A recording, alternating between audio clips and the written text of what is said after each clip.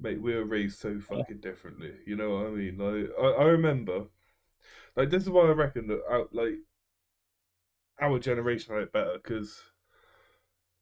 So my mum wanted me to get to know the area, so she gave me a piece of paper and a pen and told me to go write down every street name around us, Oh, okay. like stupid stuff like that. Like parents are scared to do that because there's a pedo on every corner. Like, like, Jeffrey Epstein like looked at my, your school photo and yeah, said no. yeah, he's right there. He's like, he rejected you.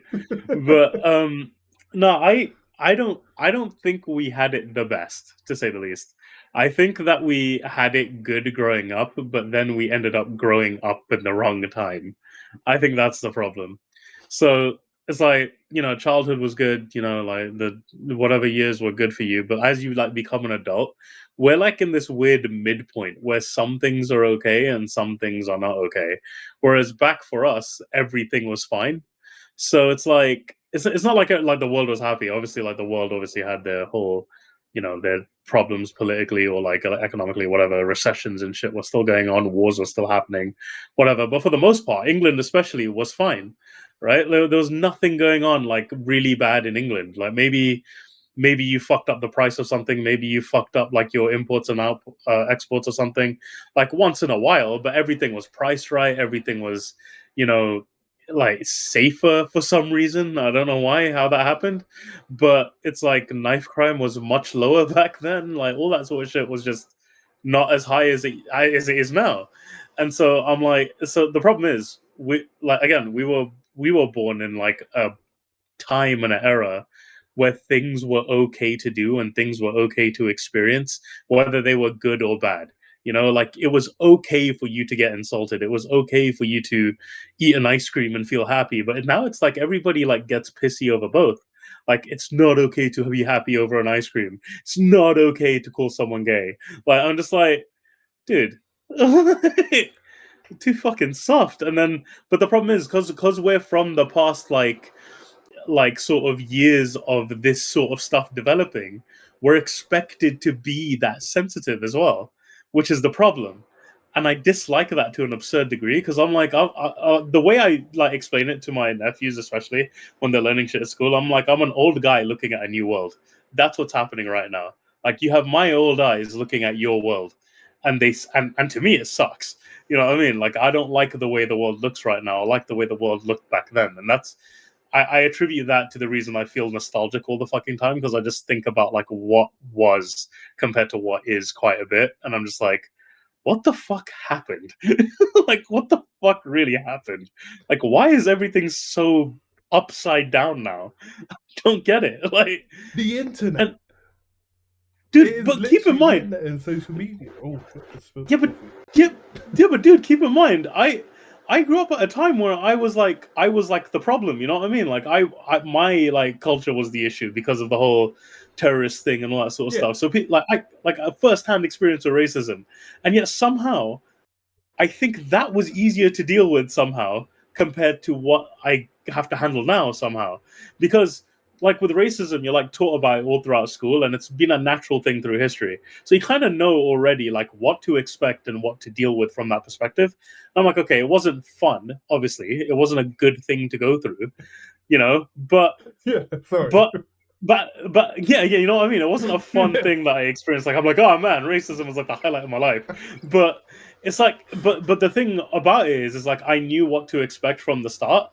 Like my dad warned me, my mom warned me, everybody warned me like what would go on about that. And so I could handle it a bit better. I was equipped. But no one is equipped now. Nobody is equipped for what the world is really like, for the whole, racism, sexism and all that sort of shit. None of that is ever taught to you, and no one ever tells you that people kind of suck. So it's like everyone's always like, oh, everyone's going to be nice to you, everyone's going to be so open-minded, everyone's going to be so this, so that. But dude, like the population is like 90% old people, especially in England. So it's like, like us upwards basically, right, is like most of the population in this country. So it's like it's like no one's gonna prepare you for how terrible a person we are sometimes, because we grew up in a time where we were able to say and do the things we wanted to and believe what we were allowed to believe, whereas now we have to believe your way and we don't like it. That's the problem. So it's like, I want to believe what I believe without you assuming I'm a terrible person. Like, I'm allowed to do that. So I don't know. I have a whole rant about this, but I never get to rant about it. It is bad. It's like when people get their opinion confused with fact. You know what I mean? Back in the day, Yeah. if you believe something, fine, prove it. And you'd have to literally. You remember the old Britannia encyclopedias, like the size of your head, like I had yes, I mate, had a best book fucking ever CD. made. I had a fucking CD on Windows 98, Oh. Britannica fucking 98. I had that shit on disc, and I swear to God, I lived on that thing. I fucking lived on it. It was so cool. Holy shit! Oh But my these God, days, they've got access greatest to things. everything straight at their fingertips, Yeah, all through a phone. I think the access to information has basically dulled down the nation into not being able to process the information. You know what I'm trying to say? Like, just yeah, because it you got the dilutes it information, you down. can't seem to like create your own thought behind it. Yeah, because it's like, so the purpose of like independent study and obviously all that sort of stuff is to check your information through cross check, right? So you take a look at how many sources and how many people have verified this firstly, and that they were done through actual study rather than just someone just said it. You know what I mean? Yeah, So somebody's actually gone out, tested the fact, and been like, yeah, okay, so this is what the tests yielded, and this is what we've got. They didn't make up a test either. They submitted it. Otherwise, it wouldn't be in Britannica. They are very, very strict about that. They fully do the background checks, right? So, someone saying, for example, like, summer's a warmer temperature than winter, right? That's a scientific fact, but it's proven as well. That's the whole thing. Like, it's observable. It's, you can feel it, and scientific processes indicate through temperature control and temperature measurement what happens when, right? And it's good. That's a well-rounded way to test something, right? But nowadays it's like somebody can go online and say, oh, hey, I experienced this today, it must be fact, rather than like looking at the exception that proves the rule, right? So it's like there's this guy I was watching, right? He was explaining some stuff that he didn't believe in, but the way he worded it was, okay, look, so we know for a fact humans are born with two legs. Every human has ever been born has been born with two legs. However, some are born with one leg or some lose their leg. It happens. But then, because of that exception that proves the rule, we know something went wrong. So it's like nobody thinks to check that shit now. Like the exception that proves the rule, nor the test results behind the specific claim or anything like that. It's just if this person is loud enough, says it loud enough, posts it enough, then they must be correct. That's the opinion now. And I'm like, bro, there's 100 different better ways for you to understand what you're observing and what you're looking at. It's like today, you want to hit what happened at work today? This is a good one. go on, man. As long as you're Okay, okay, there I like am. sharing it, because obviously, you know, this has been an Oh, you're interesting currently recording? conversation. Yeah, mate, I've been recording this entire time. Oh, nice, nice. I like this. My rants are gonna be Yeah, man. on the internet. My Yeah, rants are gonna be on the internet. I love this is the this. reason why I started like this as a generalized conversation, because then when people jump in, you know, like you wouldn't Yeah, get yeah. this sort of thing if I was just like, all right, so this happened to you, you know. Oh no, yeah, dude. I love ranting. You've got me recorded ranting now. It's like this is gonna be great. This is gonna be like the episode that you go back to. Like, damn, you said some good shit. Yeah, this Like, is get going to be ready. basically two old men shouting at each other about the youth. Exactly. This is what we're doing. Like, I know concepts mental health, but here we are, like complaining about being old. This is great. I love it.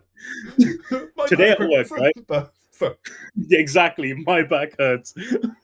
I'll go into that after. Back pains and aches and shit like that after.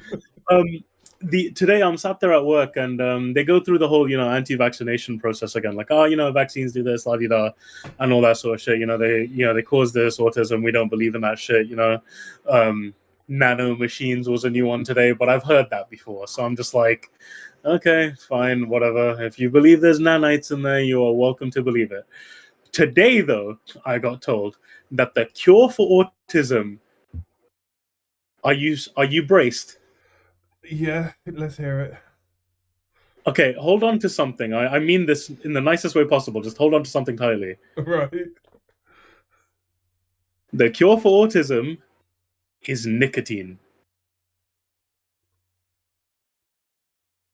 Right, I'm sorry, but how long did you smoke before you got your diagnosis?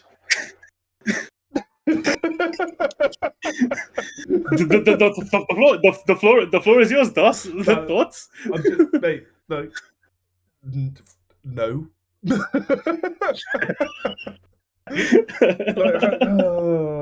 There's no way that nicotine can help cure that because you. Like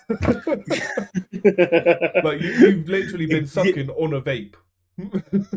This whole time, yeah, exactly, Yeah. and it doesn't do anything to fix anything. The thing is, so like autism as a whole, I know I joke about you lot bringing out more than I, right? I understand that, and we have a laugh about our things because this is the type of people we are. And Yeah. YouTube, we laugh at everything. Fuck you.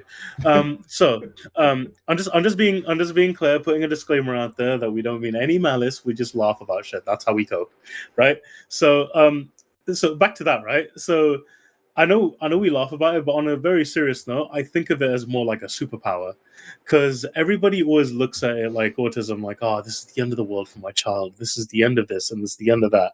But before my diagnosis came in, the pure exposure that I had to autism was my nephew, my oldest one, who I've bragged about to you endlessly before, 100%. right? I know this kid better Because than I know myself. I haven't even met him.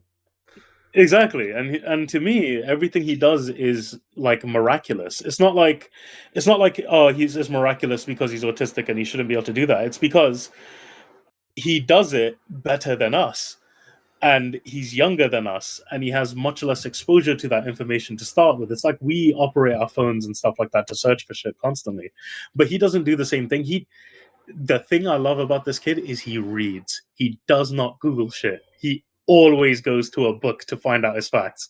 And I'm like, this is the kid. This is the chosen one right here, right? Because he's about to bring back an age where we actually gave a shit about the stuff we read. So he sat there and he'll look up something like space, right? He'll see it on like his tablet or something, and he's not happy with the way they explain space or explain the planets or how gravity works or anything like that. So what does he do? He goes onto Amazon. He comes up to me or his mom or anything like that. He looks at it, he goes, "Can we buy this?" And it's a book about physics. And Jeez. I'm like, my baby boy, you're making me so proud. My baby boy. This is like I've got mythology books and shit back there. I don't want a physics book, sadly, but if it came to mythology, I'll give you all my fucking books. It's done. If you want to read about it, I'm ready. I'm ready to talk about this. And he'll order it, he'll sit down and read, and he'll try and fact check what he's been taught at school. So like the other day at school, he was told that there was no moon called Titan on near Jupiter, but we know for a fact there is a Yeah. moon called Titan, right? So him being kind of arrogant, no joke he is, laughs at his teacher, saying that's not true. So then he pulls out this book he's been carrying around about space, pulls out the page about Jupiter, and this is published in like 2024. So it's not like they can be all like, "Oh, that was written in 1999," though. Yeah, Like it it's not was like they've published in changed the 2024. classification of the moon. Yeah, no, they haven't obviously, but they can't be all like science changes over time in that regard because it's still in the book, right? So he pulls out this book he's got, and he just and I have to go to these meetings, right? Sometimes because sometimes his mom works overtime, his dad works overtime. So me and my brother and my mum will go as like guardians, and we go, okay, yeah, well, listen. And they're like, Aaron can't do that to the teacher. I'm like, why can't he do that to the teacher? Because to me, obviously, yeah, there's a decorum that needs to be there, and I understand that, but he should also be encouraged to question what the person's saying, because otherwise he's never going to learn and grow from the experience. And I believe everybody can learn from each other, not just a teacher learning and learning stuff from like a higher up, or like the kid learning from the teacher. It should be everybody learning from each other, even if it is the teacher. So he's there, and they're like, he can't keep behaving like that. And I'm like, he can, because he can question the fact that the teacher's given and then go to the right answer, because that's the whole point of education, to get the right answer. Yeah, if we didn't So question anything we were ever taught, then we would have never succeeded as a species. Let's be fair. If, like, every single scientific fact that came from that questioning. Because look at, we used to believe in miasma, you know. yeah. Bad smells cause illness. No, like, they're not completely wrong, because a bacteria can cause a bad smell. However, it's not the bad smell that's causing it. Exactly, it's the bacteria. And moreover, to go into that a little bit, it's like a bad smell can indicate not just bacteria, but it can indicate something leaking, or broken equipment. And broken equipment can't kill you with bacteria; it can kill you by exploding. So, that's a Bit whole other extreme, argument. but yeah. That's a whole other argument, though. You know what I mean? It's not like a universal rule. There's rules that prove that that's wrong multiple times, and it's like, yeah, I look at that and I'm like, I look at like examples like this and I'm like, he should be fine questioning things. And I encourage him to question me as well. If there's something I don't know, I'll tell him I don't know. Like mathematically, I'm a bit shit, right? So Okay. he'll ask me, like, you know algebraic equation and all that sort of stuff, and I'll teach him the way I learned it. But maybe he's got a better way to do it now, because maths, changes as well sometimes. Not like what things mean, but new ways and easier ways to figure things out is more what I mean. Yeah, the core And fundamentals will you never know, change. Like, exactly, mathematics is one of the most static things on the planet. But the way you reach conclusions can change, and different paths you can take to get to that same answer, and something that can be easier. So he might have a more efficient way to work out, like 2a equals 5b, for example. Might have a better way to figure it out than I do. I can only teach him what I know, and then learn from him what he knows then as well. And it's like, I like it. I like learning what he knows and then teaching him what I know, because at that point, we're learning from each other, and he's doing it the right way. So no problem. You know what I mean? So it's all good. yeah, no, I do completely agree about autism being the superpower, because, like, what everyone that has been, like, scientifically successful, like, you talk to them, and even when they haven't had a diagnosis, because let's be fair, autism is still very new in terms of psychological diagnoses. Yeah, There's a lot of people that you read books about them, you read their autobiographies. It's like, there were signs. There were definitely signs. Like, I can't think of the guy's name. The one who broke the Enigma code. I'm bad with names. I'm the Yeah, worst person to ask. all I want to say is Benedict Cumberbatch, but that's who played him in the film, The Enigma Code. Yeah, I that's what I'm remember the saying. actor, So not the person. But yeah, like, wild.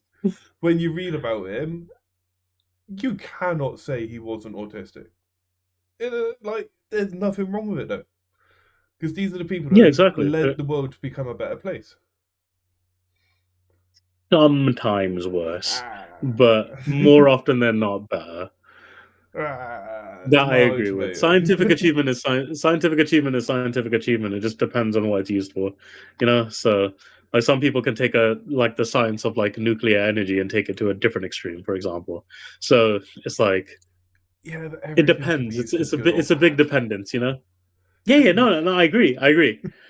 So what we're reaching the conclusion of is that autism itself is not a bad thing. Obviously, it's not, right. It's a superpower in itself, and it results in hyperfixations, and hyperfixations in a specific subject that you take a interest in results in achievement, because you're learning everything you can about that subject at that point. And so that's good. That is very good. But we also agree that sometimes that can be taken out of hand, and depending on who they're exposed to and what environment that they're in. It's not them, it's the environment that they're in that causes whether or not it's used for good or whether or not it's used for bad. And more often than not, it's good, right? So, Yeah. So you're very much you as you're growing up, the environment that you're around helps shape the person you are. Because let's be fair, it does. Whoever you surround yourself with will impact how you think about yourself and how you yeah, I predominantly don't. end up So, becoming. so So the thing I hate is when people say that they're not affected by their environment, because they are. Everyone is. You know, like you grew up somewhere, I grew up somewhere, and we're both shaped by what we're exposed to and all that sort of stuff, and the things that we identify with growing up, right? So it's like me, I identify with my culture quite a bit, for example. I'm quite proud of it. But that's because I was exposed to it. If I wasn't exposed to my culture, I wouldn't identify even a little bit. So it's like we and it's like people, everybody's always like, oh, you know, we're smarter than our environment, we're this, we're that, we don't fall for that sort of stuff. And I'm like, in saying you don't fall for it and then going in the opposite direction, you're still being shaped by your environment. Like, you dislike your environment, therefore you broke out of your environment to believe something else. You were still shaped by it regardless, just in a different light, in a different extreme. And that's okay. It's okay to be shaped by your environment. You absolutely, it's a very human experience. It's just people like to deny it to sound smarter than the rest, and I'm like, you're not. This is gonna sound so shit of me, but I'm like, you got me on a roll now. I dislike when people like do that as an outlier, because the thing that doesn't make you special. Let's put it that way. Like, the things that make you special is how, you know, how you react to your environment, you know, how you interact with people, you know, the people that you bond with, the things you talk about, and all that sort of stuff, and your individual thought and the individual conclusions that you've reached. But you just saying that you're not affected by your environment doesn't make you special. In fact, it makes you like everybody else, because everybody likes to believe that. So I I don't think of it as like a special quality. I look for more individualistic bits when it comes to that. Almost like, so it makes them sound like they're trying to be an edgy teen. You know what I mean? Like, trying to rebel against their parents. You don't control me. Like, come on. You know, Because I then mean, I'm sure you've, we all done it. I did it. yeah. Christ, back in the day, I used to have a Bieber fringe and dyed my hair black. Like, come on. I've No, never you're not seen having a that, but photo. I want to No, one day. there's no photos of this. This is why I'm glad. But this is the Fine, I'll thing. buy you a wig. This is the good thing about, like, because going back to when we were chatting about the generation that we are the generation that we weren't brought up in the internet like the current generation. We were at the beginning of the internet, the birth of the internet, because we've seen Yeah. it go from essentially this lawless place to now we've got the Online Safety Act, but we're not going to talk about that because that gets me annoyed. But Dude. Firstly, this podcast is yours. Secondly, it's as much about my views on things as it is about your views on things. All right, I don't want it just to be that I talk randomly. If it's something that pisses you off, talk about it. I'm here look, for it. look, there can be good sides of the Online Safety Act. The way they've implemented it has made it into a not so good side of the Online Safety Act. It's a terrible thing. Like, there's no two ways about it. It's stopping people from being able to access information that they want, need, or could do without. You know what I mean? Yeah, I understand. Because obviously we were brought I up on before the Online Safety Act, before there was a lot of regulations. I remember back in the day being given like a code, and you're like, "Oh, what is this?" It's like, just put .com after it. Like, certain websites that I will definitely not be mentioning on this one. can mention one that's kind of okay to mention. Only a little bit, because it only leads you to a video that makes no sense. So I used to in high school, obviously, when the internet was still kind of early. We're talking like Windows XP time now. Yeah. Um, we're there, and there's a link going around called Sour Maths, and I'm like, what the hell's sour maths in it? So I'm okay, what do I do with this link in it? So I'm there and I get sour maths up. I just type it into the browser first, just sour maths on its own, and nothing happens. It just goes, this page is unreachable, DNS is whatever, right? Okay. .com. Type .com. Three very fat guys masturbating. Yep. And I'm like, okay, I did not mean for that to happen. But secondly, if you're in a school and they've got proxy servers that are meant to deny this shit, why am I accessing it?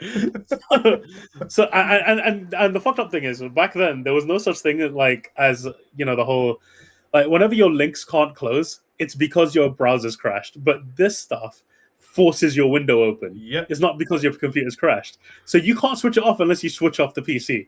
And I'm like, oh fuck, and my teacher arrives. My teacher arrives. Oh no. And I'm like, And I'm like, yeah.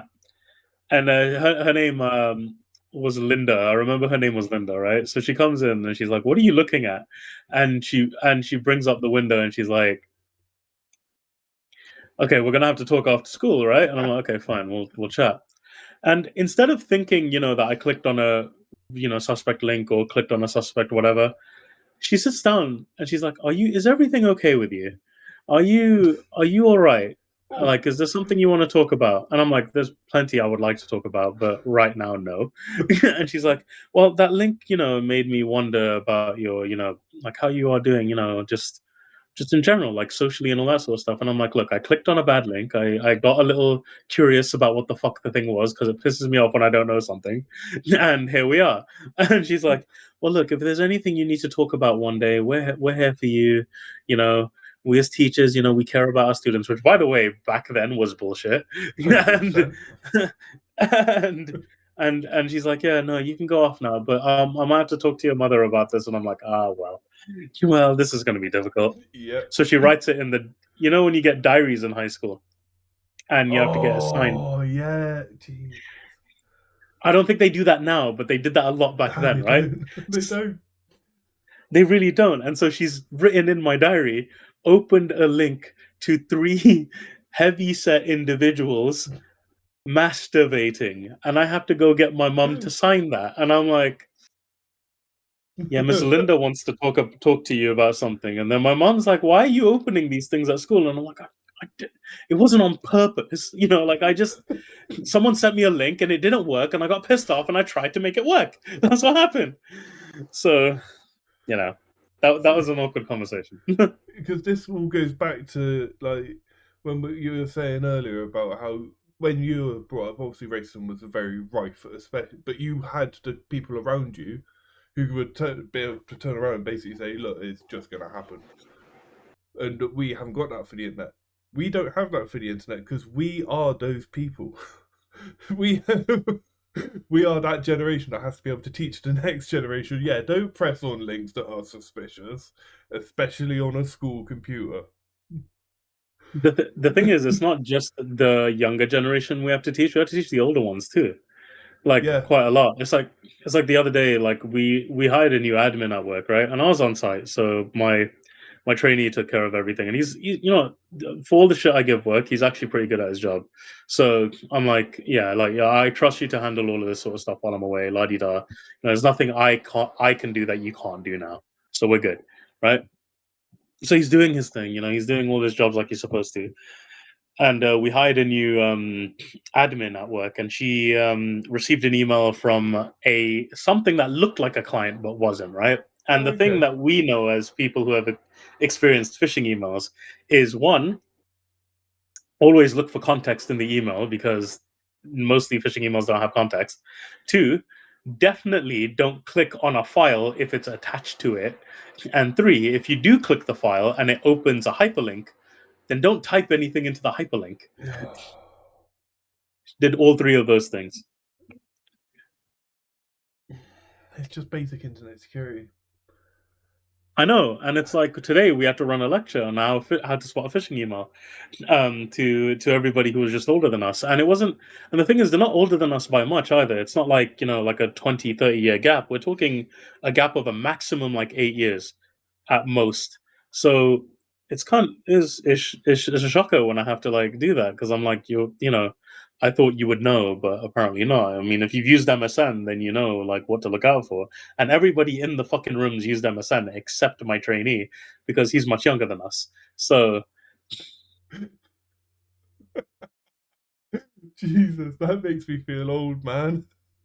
what, I just MSN thought, Messenger? yeah, I just thought I've had apprentices that don't know MSN. Going home, logging Remember into Windows Live Messenger, just so you can chat to everyone. remember MSN statuses are they like the deepest things Oh, ever. God. Oh, and it was like if you have depressed, it would be a My Chemical Romance lyric.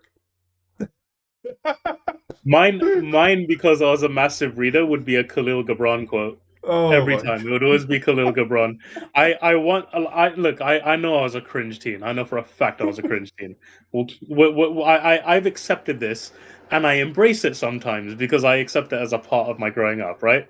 But my favorite one that I used to post quite a bit, and I remember it word for word because one, I own the book and I memorized quite a bit of the book because it's a good book, right? It's a good book, but it's also like posting it as a status is extremely cringe. So it goes, your pain is the breaking of the shell that encloses your understanding. It is the bitter potion by which the physician within your sick self heals your sick self, and therefore trust the physician and drink his potion in silence and tranquility. So it's a good quote. I still believe that is an 100%. incredible quote. But posting it every time you're sad is cringe Cringy as as fuck. fuck. Yeah, exactly. Posting it every time you're sad, not once, every time, right? And that's what I used to do. Whenever I was sad on MSN, I'd be like, okay, status and type it all out. And copy and paste was alien to me back then, so I was just typing it Yeah. out and shit, and I Yeah. was just like, and then I'd put like a wilted rose at the end of it Yeah. because sad. And I'm like, bro. And I look back on these things and I'm like, what the Oh. fuck was wrong with me? Like part of that still comes out. Like everybody's inner cringe comes out every now and then.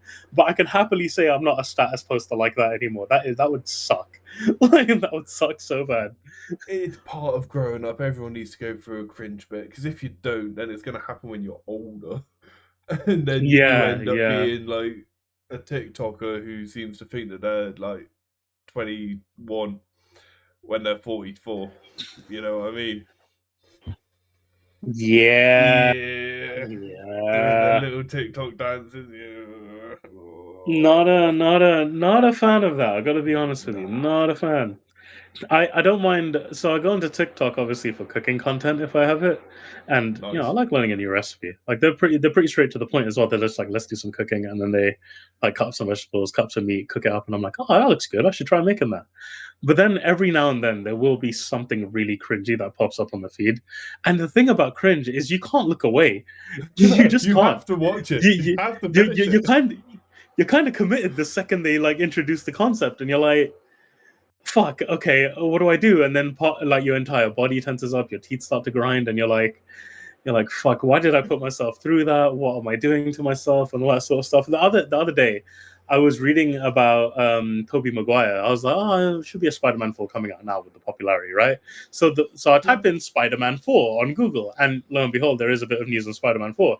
But on top of that, there's Tobey Maguire gossip, and I'm like, okay, I'm not interested in that, but it's part of the article I'm reading, so I'll just get to the bottom and see what's happening. Like recently, Tobey Maguire started dating somebody 30 years younger than him. And I'm like, Yes, I've seen about this. yeah, yeah. And I'm like, at the back of my mind, I'm like, two things happen, right? I'm like, okay, you can date whoever you want, right? As long as they're like of age, that's Legal. fine. Yeah. They're legal. Like, I have no fucking backing to like, belittle you at that point. But at the same time, the thing I ask myself all the time is, what did you bond over? Money, money, money. Money, exactly, money. And I'm like, there's no way you lot were talking about like Toby Maguire's childhood because his childhood was vastly different from yours. You grew up with a fucking mobile phone, and he grew up in a house watching conceivably the American equivalent of Teletubbies. So like, Yeah, Nickelodeon. yeah, there you go, Nickelodeon. You know what I Yeah. mean? It's just like fucking Angela Anaconda, probably what you watched. Yeah, So yeah. and it's like there's no way you bonded over that, so something else happened. And I'm like, and it brings up my other ethic about like age relationships, like large age. Like, again, of age, do whatever you want, I don't care. Like 21 and like above, for me, when it comes to that age gap, like a larger age gap is fine, like 21 and above. But I think it's difficult to bond with someone that much older than you unless like you know them prior or something, like you've grown up near them or something like that, or you've been around them your whole life or something. Like conceivably, it's just like, what do you guys talk about when no one's around? Like, what do you do when you're not flaunting your relationship? What do you bond over? What do you find interesting about each other? And more often than not, again, it's like, oh, he's just so cute, or she's just so pretty, and I'm like, that's not enough. You know what I mean? In a relationship, that's not enough to carry you. And then it ends up either that they sucker your money, or you get bitter, or so there's something you can't keep up with anymore because the person is either too young for you, or the person believes that you're too old to understand. So it's like it's just I don't get it. Like things like that, I don't understand. So Yeah, it can't be just skin deep because you need something more substantial, otherwise it's never going to work. There's no two ways yeah, about it. Like, it is what it is. But I'm going back to cooking now. Me and you, we've been friends for a little bit, so I know that cooking's a big part of your life. Christ, I sent you the Valentine's Day meals that I made for me, other half. Admittedly, you didn't get which all of the halloumi fries because by the time I turned around to take the photo, we had 4 left. I had 2 blocks of halloumi, bearing in mind.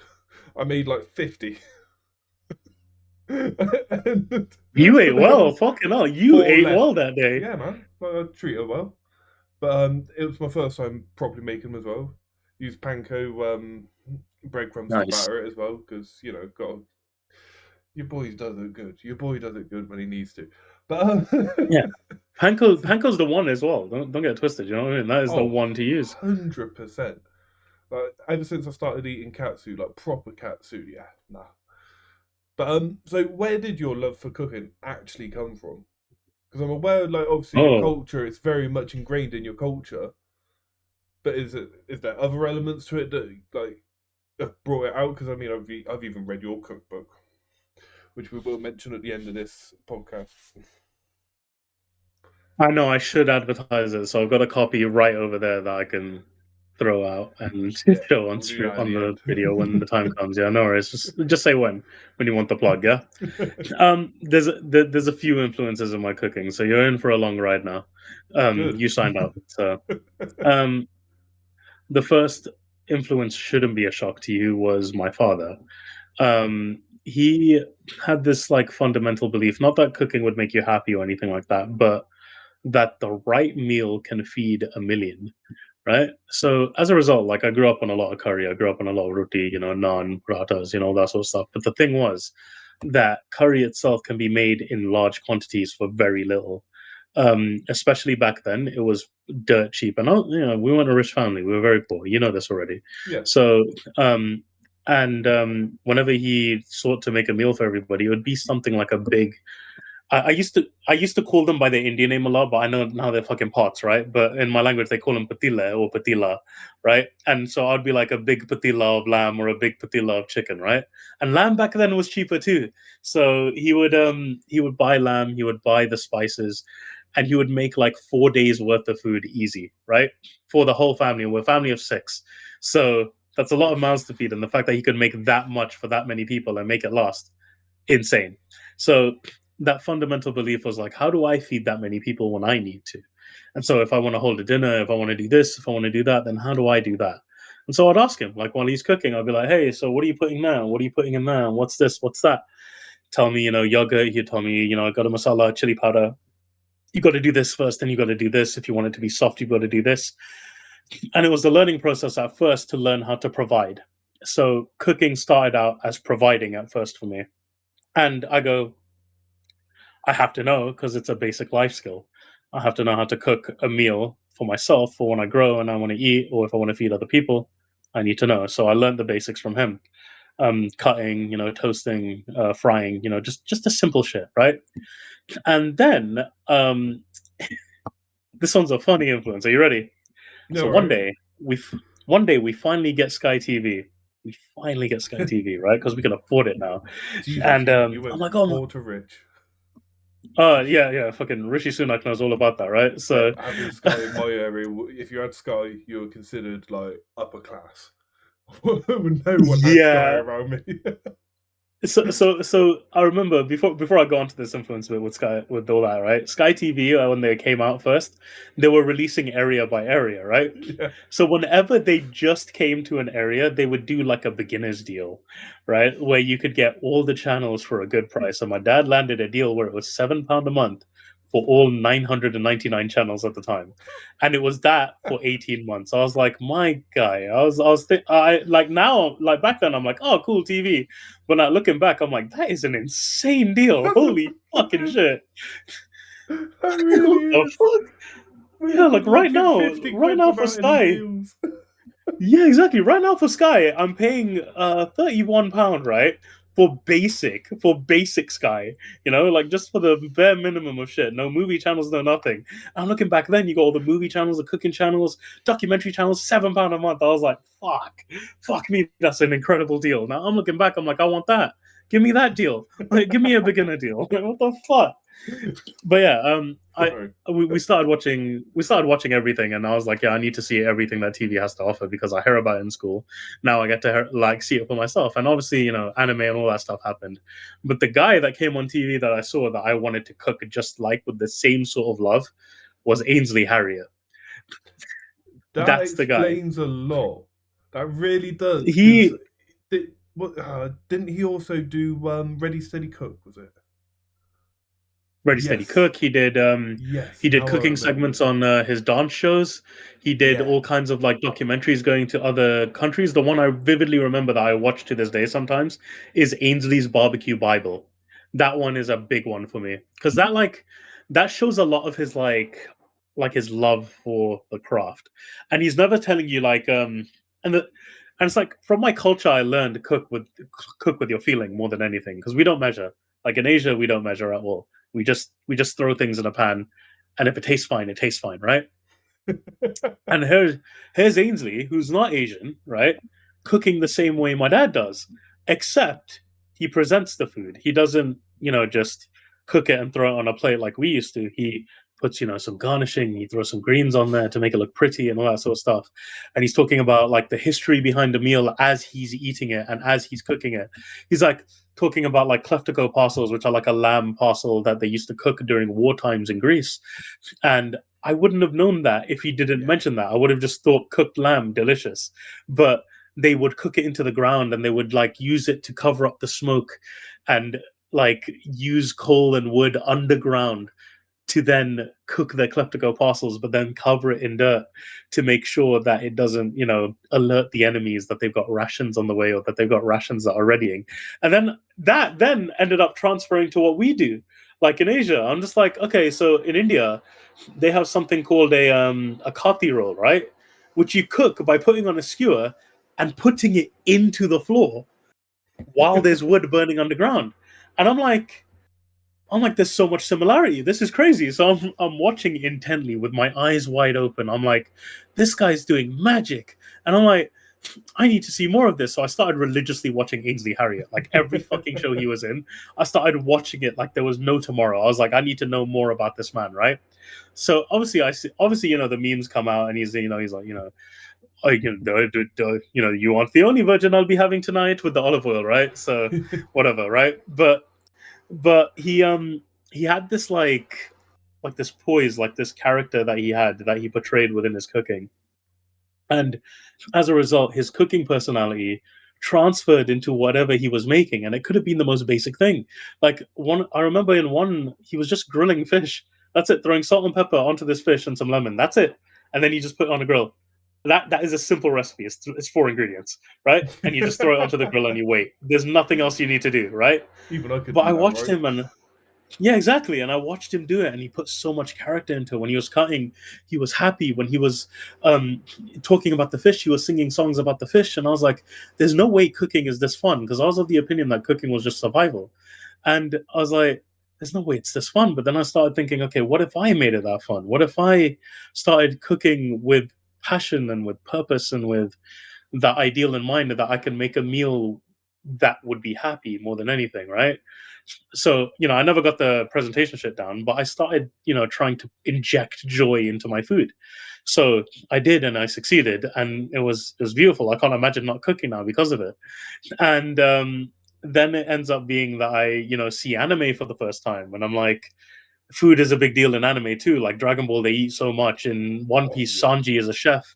Like cooking is such a big deal in anime, and I see these picturesque dishes, right? These incredible looking bits of art that are clearly hand drawn. But I'm like, how do I do that? How do I make this happen on a plate? Right? Hang on, let me have a bit of water before I continue. That's absolutely fine, man. But I know what you mean, especially about the anime influence, because, for example, there's a scene in. I know you're not really a fan of the show, but Demon Slayer in the last season, there is a scene Yeah. where they're essentially bonding with everybody over just like a fish skewer, and it's fish that they have caught, and it just looked amazing. I'm saying. And so I'm like, how do I make my food look that pretty? What do I do? How do I make this happen? Right? So I'm like, okay, I like pretend this is a notepad. I want like this while watching One Piece one day. And I started going, okay, so he is doing this, he is doing that, he is doing this. How do I do that? Right? I started fully doing that, and I was like, okay, how do I do that? How do I do that? Right? And it's not like cooking started out as like an evolution at first, right? And I was like, this is I'm going to make plates that beautiful. And now when you look at my food and I take pictures and I post them, they look like they're from anime, and I'm so proud of it. I'm like, Aesthetically, like this is something I had to explain to my other half when me and I first got together and I started showing her your food. I'm like, I physically couldn't eat. If he gave me a meal like this, I couldn't eat it because it is you make aesthetically pleasing food to the point where it feels a shame to eat it because of how good I it feel like that looks. sometimes. I genuinely feel like that sometimes. I'll look at it and I'm like, I can't eat this, it comes off as arrogant at first, but then I'm like, I've gotten to a bit in my life now, as you know, because I've been keeping you up with my mental health here and there. Is that I'm allowed to be proud. You know what I mean? So Yes. I don't look at it as like I'm better than you at cooking, because I believe you and I could put the same amount of flavor into food if we wanted to. Like I truly believe that. But I think I worked hard to be able to make this look this way, and I should be proud of it. So I look at it and I'm like, I'll stare at it for like 5 minutes. I'm like, do I? Do I? Do I? And then I got in, then I started to understand why people take pictures of their food. Like not like people who rapidly post online to say, "Oh, I'm at this fancy restaurant." I mean people who cook their food and then take a photo. I finally understand now. It's like it's a shame to eat it because it looks pretty. So you want to capture that moment, and I love capturing that moment. I don't I've got an Instagram where I try to post, and I don't do a good job of that. But the one thing I always do with my food is I always take a picture without fail, because I love the way it looks and I want to look back on it like, I'm so proud of this dish. I did this. Like I'm so proud I made this and it looks so beautiful. It's like, I could see this being drawn, and I'm like, yeah, I have every right to be proud. I don't have any right to be all like I'm better than you, but I have every right to be proud of what I've achieved in that moment. And so I'm like, yeah, it is an art piece. It fucking absolutely is. And I take that pride. And then like I got to that point like around 18 years old or something like that. That's when I like really like cared about presentation and stuff. And around the 18 mark, my mental health started to become a bit self-aware, where I tried to push it down before. And here's where it gets deep. You ready? So I bring this up in the book too, shameless plug. But around 18, 19, I started realizing how sad I was with life, how upset I was all the time, and how, you know, broken I felt half the time. So I went to a doctor and I got a diagnosis, and they go, yeah, you are chronically depressed. And I don't know why the hell you didn't come earlier. And when I was explaining this to the psychiatrist and the psychologist, and they found out I was, not a fan of being alive, they were kind of like, they're kind of like, shit, you should have come sooner. How long have you been feeling like this? I'm like, since I was like 14, 15. And they were like, what? And I was like, yeah, seriously. But on some level, I did not like opening up to a stranger either. Like, I find it easy to open up to you, Dos, because you're my friend, right? I've Yeah. taken the time to get to know you. And so I know by nature, you're not going to abuse my trust, right? But I don't know that with a psychologist or a psychiatrist. And I know there's like, ethics that they follow, obviously, right? But ethics is one thing, but then going home and then telling your wife, for example, which you can confide in, is a whole other thing. And I imagine like a lot of psychiatrists and a lot of psychologists do, speak to their significant others when they need to unload a bit about work and sort of like that. Oh, I met this dude today, and like we do about work, right? Like we bitch about this. So, of course, that's going to happen, and I don't feel comfortable with that because that's my baggage, not just something stupid I did. It's stuff that I feel internally. So I'm like, I never trusted that. So I try to find other ways to cope, right? Because I know suicide is inherently a bad thing. I know that if I did it, it would be a bad thing for everyone around me. Regardless of how I feel in the moment, I know someone will be sad. There's logic there, right? And now confidently I can say that if I did end up going off that rail, I have 50 or odd people that will be upset about it. And that scares me. So I try to stay away from that thought as much as I can, right? And I'm there and I'm like, okay, how can I cope? And at first it was gaming. At first it was watching films. But in gaming, you're going through a mission through a scripted sequence. Regardless of anything, it's a scripted sequence. Nothing can go wrong as long as you follow the pattern, right?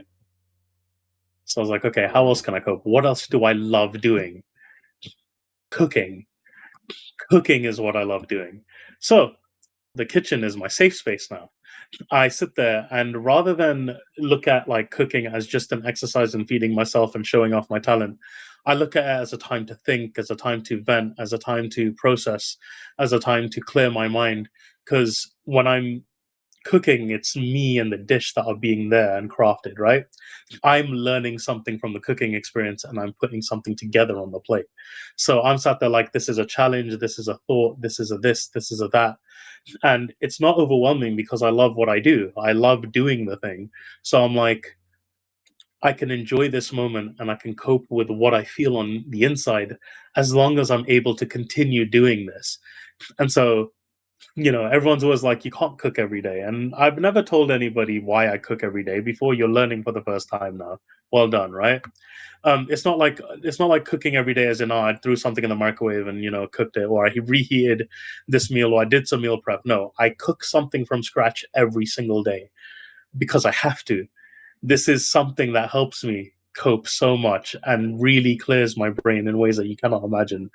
And it's like when everyone's like, you should talk about what you're feeling and all that sort of stuff. It's like I don't need to really, because I've vented it out within the dish that I've made. And rather than take the negative and break myself down and give myself shit for feeling a certain way, I've taken what was going on in my brain from a very horrible perspective and put out something of absolute beauty. And that makes me happy. It makes me happy that I can take something that really hurts and turn it into something that is really just good for you, really healing, really calming. And the fact that everybody likes it as well and everybody can enjoy it, everybody can eat, right? Everyone has the capacity to eat. It's not, I know if we get technical, eating disorders Yeah, exist, but yeah, that's gonna be a different but episode. that's a different episode, absolutely. But the capacity and the instinct still exists even within that, right? Because within an eating disorder, you starve yourself, but eventually you bite something light because you have the desire to, at the very least, fuel yourself, right? You understand logically that you need to fuel yourself, and so you eat. And in that sense, everybody on some level has a relationship with food. And so the fact that everybody can enjoy what I've made, So, immeasurable. firstly, Immeasurable, DOS. I want to say I am so glad that you moved away from gaming and more towards food as your essentially escape. Because when you're escaping through gaming, you're essentially trying to live someone else's life rather than live your life and accept the feelings and everything Yeah. that's happening with you. However, where you're doing it with cooking, you put in all of this into a passion rather than actually putting it into something that is an escape. And a passion will always lead to more success, more everything essentially. You know what I mean? Like more happiness. Yeah. Do you think that this is also part of, like you said, your dad would spend his days in the kitchen making meals for a family of six? Do you think that this is part of the reason why you're also using the kitchen as your essentially coping mechanism, because it's what you saw your dad doing, so you've picked up on his behavior and you've sort of let it roll from there? To a degree. So it's not like I do it for the same reasons he did. because his reasons were completely different. As I got older, he explained it to me, like why he cooks the way he does and all that sort of stuff. So we have entirely different purposes for being in the kitchen, but he the degree that I agree on is the way I approach cooking. To start, like how I put together a dish in my brain and what I'm going to put in there. I don't sit there and say 2 teaspoons of salt, for example. I don't do that. I say, "There's the salt. Let's feel it." Get Let's in feel. there. That's too much Yeah, salt. get in there. Let's feel that shit. And when it comes to like cooking with your emotional output, yeah, absolutely, because that's ingrained in like my lifestyle and my culture and everything. We like I've told you, we don't measure. Like there's no such thing as a fixed recipe when you're in an Indian household. It just doesn't exist. So we're there and we're putting things together because we think it will work. And the thing is, it's like the thing I explain to people when it comes to cooking is that you understand your taste. And so by nature, you know how much of something you want to feel in a dish, and therefore you can feel it just based on that emotional output. And it's so hard for everyone to grasp like the whole cook with feeling thing. The only other person I think that's actually grasped it fully without any failure is Shazi, who's also on our server. But that's because he grew up in an Indian household, so of course he gets it. So I'm like, okay, yeah, fine, that's fine. But it's like when I explain it to anyone else, they're like, we need a nailed down recipe. We need like 2 cloves of garlic, a thumbstick of ginger, that sort of stuff. And I'm like, you really don't. Trust me when I say you don't. Because you know what it's meant to look like at the end. And so you know the journey that it takes to get there. Like you've eaten the food before. So as long as you know that end point and you know the beginning, the journey makes itself at that point. It's really easy. So Now, like you, obviously you do a lot for charity. It is one charity that you do it for, and it does relate back to your father because bless him. I don't know what religion you are, and I don't know how to say it in your religion, so I'm not going to try and offend you. I'm just going to say Lord bless because obviously he has passed. Do you find? would you Did like you? to learn? Yeah, absolutely. Okay. Rab raka. Rab Raka. No, rub. Like Rub. rub, but Ah, with a rub. roll. Oh, I can't roll my tongue. Rak. I Okay, okay. can't. But you don't have to roll your tongue, but extend the R, yeah? Like rub, Rub. raka. Raka. Okay, Raka. that means keep God with you. But did you find that his passing impacted your cooking at all? If you're using that as an escape, obviously now, like I've lost people myself, and I went very internal with my grief, and I went down a very destructive path. I turned to alcohol, drugs, and women, the three vices in my life, and it obviously it didn't go well because they will never go well if you choose those. I got away from it. I'm now what 4, 5 years sober, something stupid like that. And I'm proud of It's you, honestly. ridiculous. I'm proud of you for that because like I know I cost you a lot. I know, but deep down, Dust, you already know. Like I'm extremely proud of where you are right now. You are insanely doing well at the moment. Like with the good news you've just given me today, along with like you kicking bad habits and you just putting yourself into like your working out, your exercise, and all that sort of stuff, and all your career, dude. The fucking difference is night and day, my guy.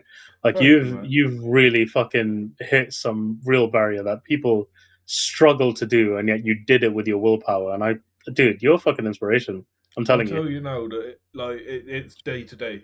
Like this last week, I am lucky I don't have the contacts anymore. Let me put it that way, because I like there's been nothing wrong, but I would have relapsed. Like I know I would have, but you know, alcohol Yeah, isn't what I'd have relapsed on. It'd have been the drugs, but I haven't. That's the main thing. But exactly. That's what I'm saying. Like for as much as we give you, bro, you're an inspiring guy. Like you've done a lot in these 5 years, like more than most people could hope to do. I know mans that have given up on life.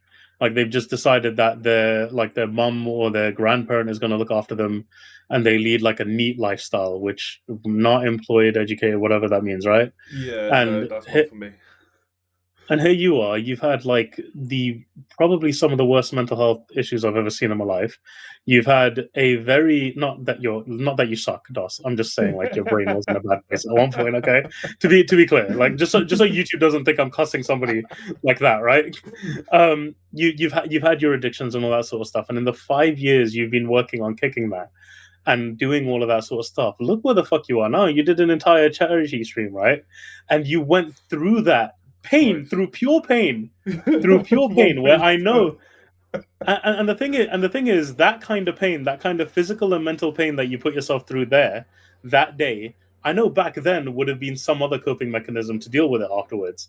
But Yeah. now you're just like you have the love of an incredible woman, which is enough for you now.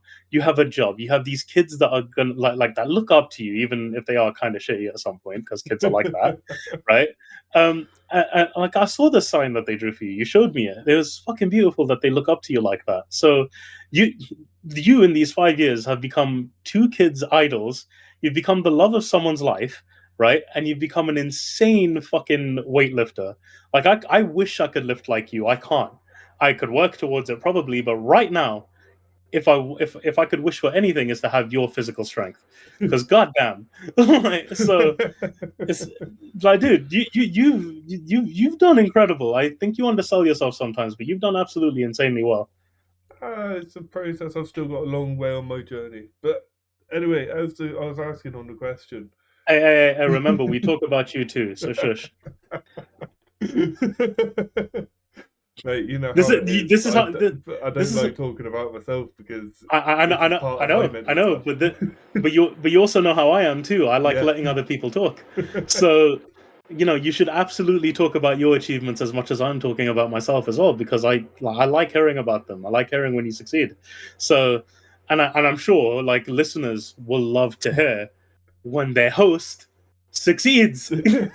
So, Yeah, I still just, need to get that certificate printed off because, like, obviously in that charity event, officially it was a full strongman event. So I've got my certificate stating that I came 10th in it and everything. So officially, I yeah, was in the top 10, 110,400 kilos moved in 19 or 17 hours because I didn't manage the full 24. Admittedly, it took us like 2 hours to get off of the bench because I sat down and my back was gone. old people shit, right? My back is gone. Oh, mate, I think it worked out 1,300 and some reps, close to Ugh, yeah. 1,400 reps. Dude, my guy. I was hurting in ways that I didn't know I could hurt. So it's a But deadlift. My quads hurt. Why? You used your hamstrings more.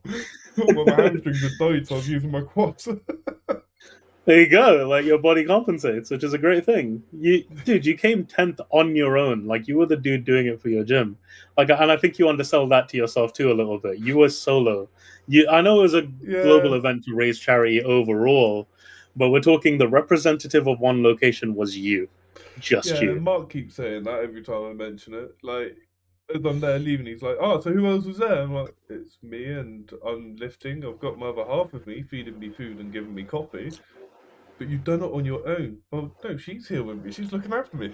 No, no. Yeah, yeah, and I would never undersell her role either. She fucking rocked it as well. Like, Yeah, dude, shout out to Akira. She was there the whole time, right?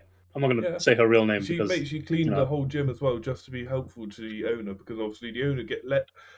I will never say a bad word about pure grit, strength and fitness in devices. Shameless plug, but because like they didn't know anything about the charity, they didn't know anything about the event.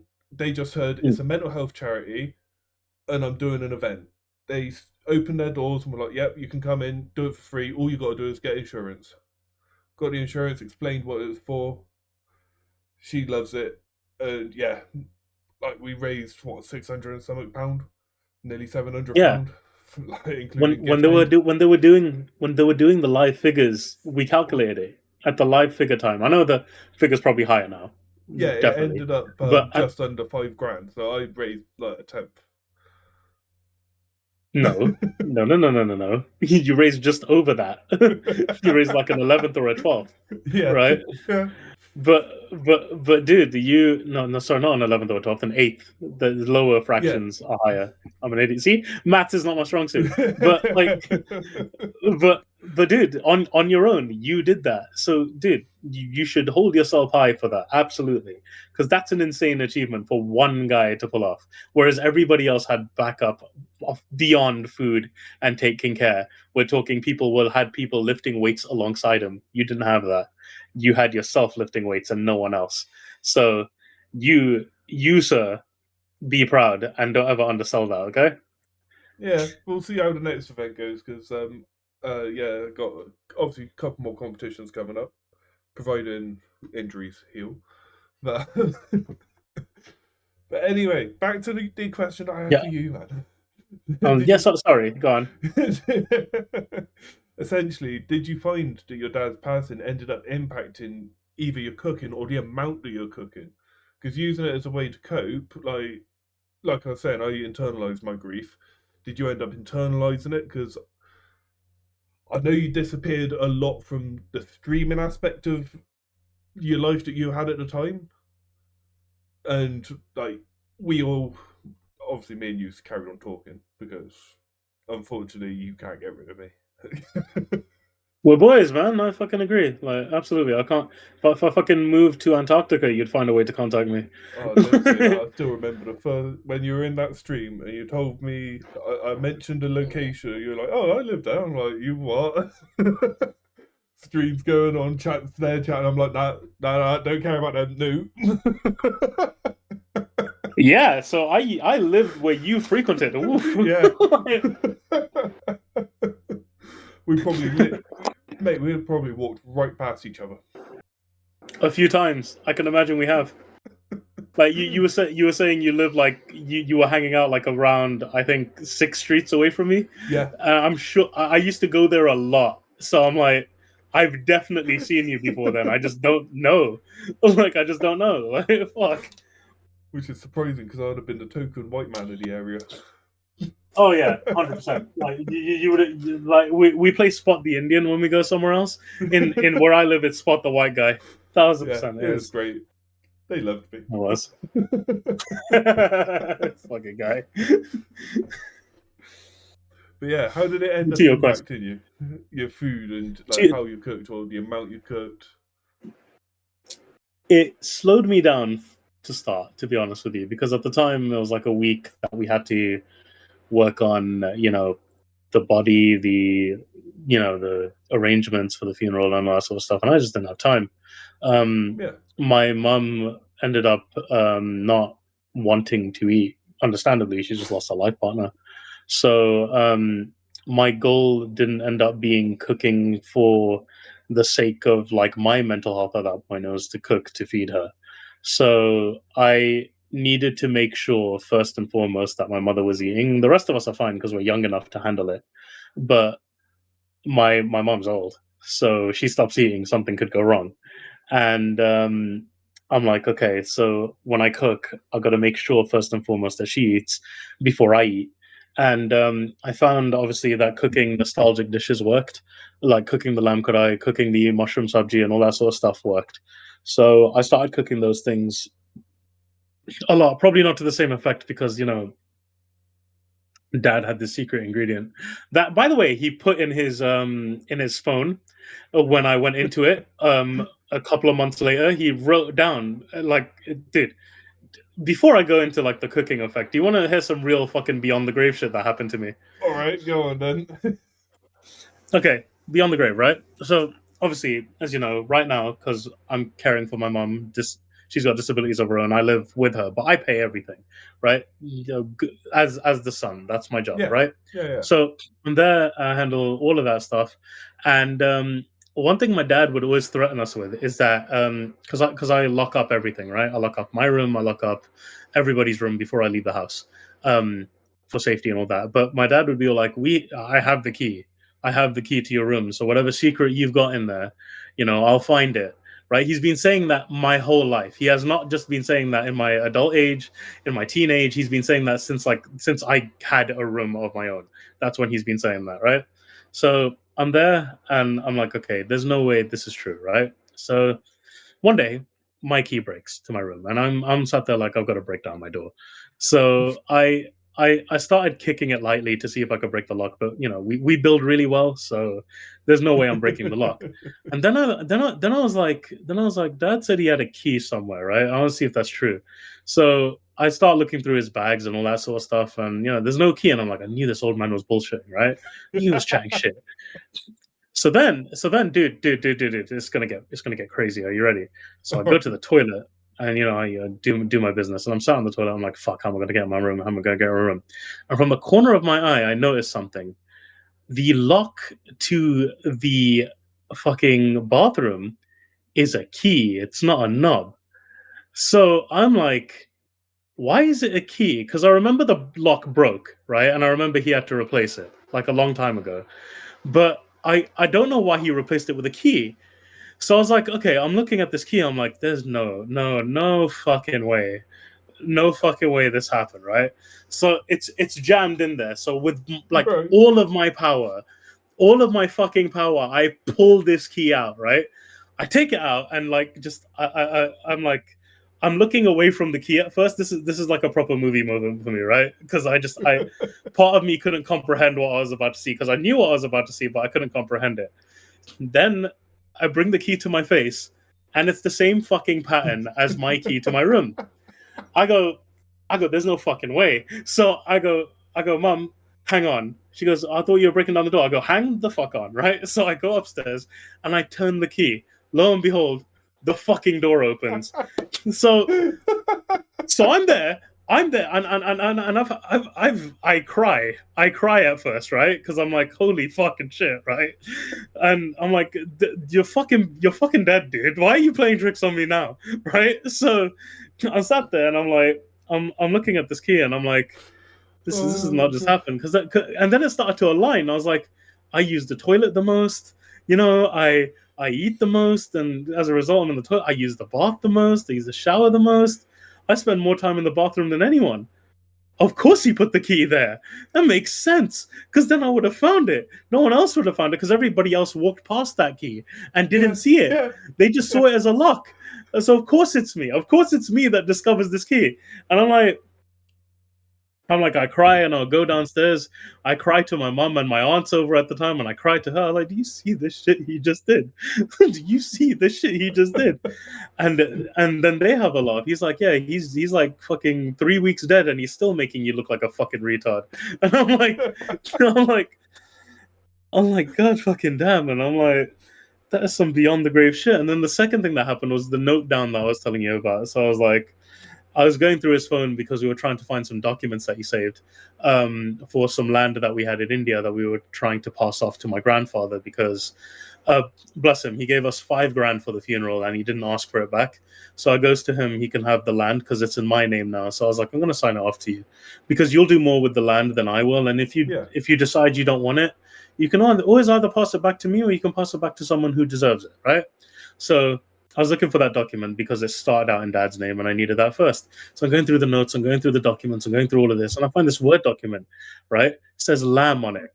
I'm like, lamb? So I click on the lamb, and what used to call me and my brother was Kalsi Saab, which means like my surname, but then Saab means person or individual or guy. So the top of the document, the header says, Oi Kalsi Saab. And it has the entire written down secret ingredient and everything else to this lamb. And I'm like, what were you preparing for? What the fuck is going on? And I goes to my mom again. I go, are you seeing this? And she's like, okay, we're now 2 months past his death, and he's still fucking making you look like an idiot. And I'm like, shit, what the fuck? And then the best one, right? He goes that because I lost my. You remember the Sony Ericssons, the K750i with the slide camera? Yes.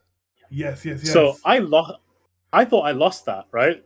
I thought I lost that phone, and I love that phone to death. I would happily use one again right now, right? I thought I lost it. So I'm walking around and I'm like, okay, cool, whatever. And I'm going through his stuff. And because again, we have to find a bunch of documentation that he had printed out and all that sort of stuff. And this time it's for like a an unresolved debt that we had from way back when, and we have to pay it off. We just need the paperwork for it. So I'm looking through and I'm going through all this paperwork and all these bags, and I come across this folder and I'm like, okay, this must be in it. Inside the plastic wallet, what do I fucking find? Your old Sony Ericsson straight away. Unlike here's my K750i, and there's a fucking note attached to it. You know what it says on it? It goes, ha ha, take better care of your shit. Mate, I love your dad. I love him too. I very much love this man. That's fucking awesome. When I tell people he is the greatest human being I've ever met in my life, I'm not underselling that. It is the truth, and it's just insane when that shit hit me, because I was just like this isn't real. Like, if I explain this to people, they're gonna think I'm quoting a film, but I'm not. This shit really happened, and it just fucks me up a little bit. So I'm like, yeah. But back to your question, sorry. No. Just on a quick side note, this does help explain why me and you get along so well. Because my dad, he didn't do anything like that, but they would have got on very well. Well, apart from the fact that my dad was heavily racist due to how he was brought up, so they wouldn't have gone for that reason. But like, if any racist remark was thrown at my dad, he would have thrown it back just as hard. Exactly. He was one of the most sarcastic people I've known. So exactly. Straight up, he would have said something. But to your question, once, just one thing, I've got to tell you this, Mike. Yeah, you first. No. I want to know. Hit me. Now, one of my dad's good friends, he had a knee surgery and he was in a wheelchair. Now, my dad was a big Country and Western fan, and all weekend, my dad's pushing his mate around. Like, he's getting more and more annoyed because he's missing out on drink, basically. He just wanted to get drunk with his friends. He's missing out on the drinks because he's got to push around this guy. And so his mate sat in a normal chair. They're all drinking, they're having a laugh. Everyone walks off, and just as he's getting into his chair, turns around to my dad and goes, "Oh, I need a piss now." So that's it, my dad's had enough. Picks him out of his chair, puts him back on a normal one, dismantles his wheelchair, and then goes, "Right, you can go there, can't you?" And walks off.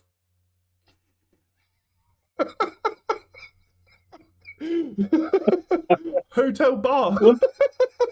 Went through the process of dismantling the entire fucking wheelchair. Oh my god. He worked for BT at one point and he got chased by his manager in a BT van because he dressed up as his manager was a Scrooge. And he dressed up as Santa and walks into his manager's office and goes, "Ho, ho, ho, what would you like for Christmas, little boy?" And apparently all everyone saw was Santa being chased by a BT van. Yeah, they would have got along. They would have 100% gone along. Holy shit. That is nuts. No. Like I said, this is about you as much as it is about me. Yeah, I love hearing this shit. I just knew that you'd appreciate those stories. That is nuts. That is some dark fucking shit, but it's great. It's fucking great. You're the fucking wild, man. Anyway, back on track. Yeah, sorry. So it became about getting her to eat. So I would make sure she ate first, making these nostalgic meals, and then every now and then I would join her to eat these nostalgic meals, right? And it's like the entire week was like rough on all of us because we just me and my brother almost came to blows. I ain't gonna lie to you, like we almost beat the fuck out of each other. But I also like rationalize it as like there was just tensions were high. You know, like tensions were very high during that week and nobody was eating well and nobody was doing anything correct. And I think where it really hit my mother and hit everybody else was when we had to dress the body. In our culture, we go and we wash the body ourselves. We don't let the people handle it. And it's like, I give my brother credit, right? Because he and I were the only ones who were able to handle it. All the guys were meant to go and do it. And the men take care of the body basically.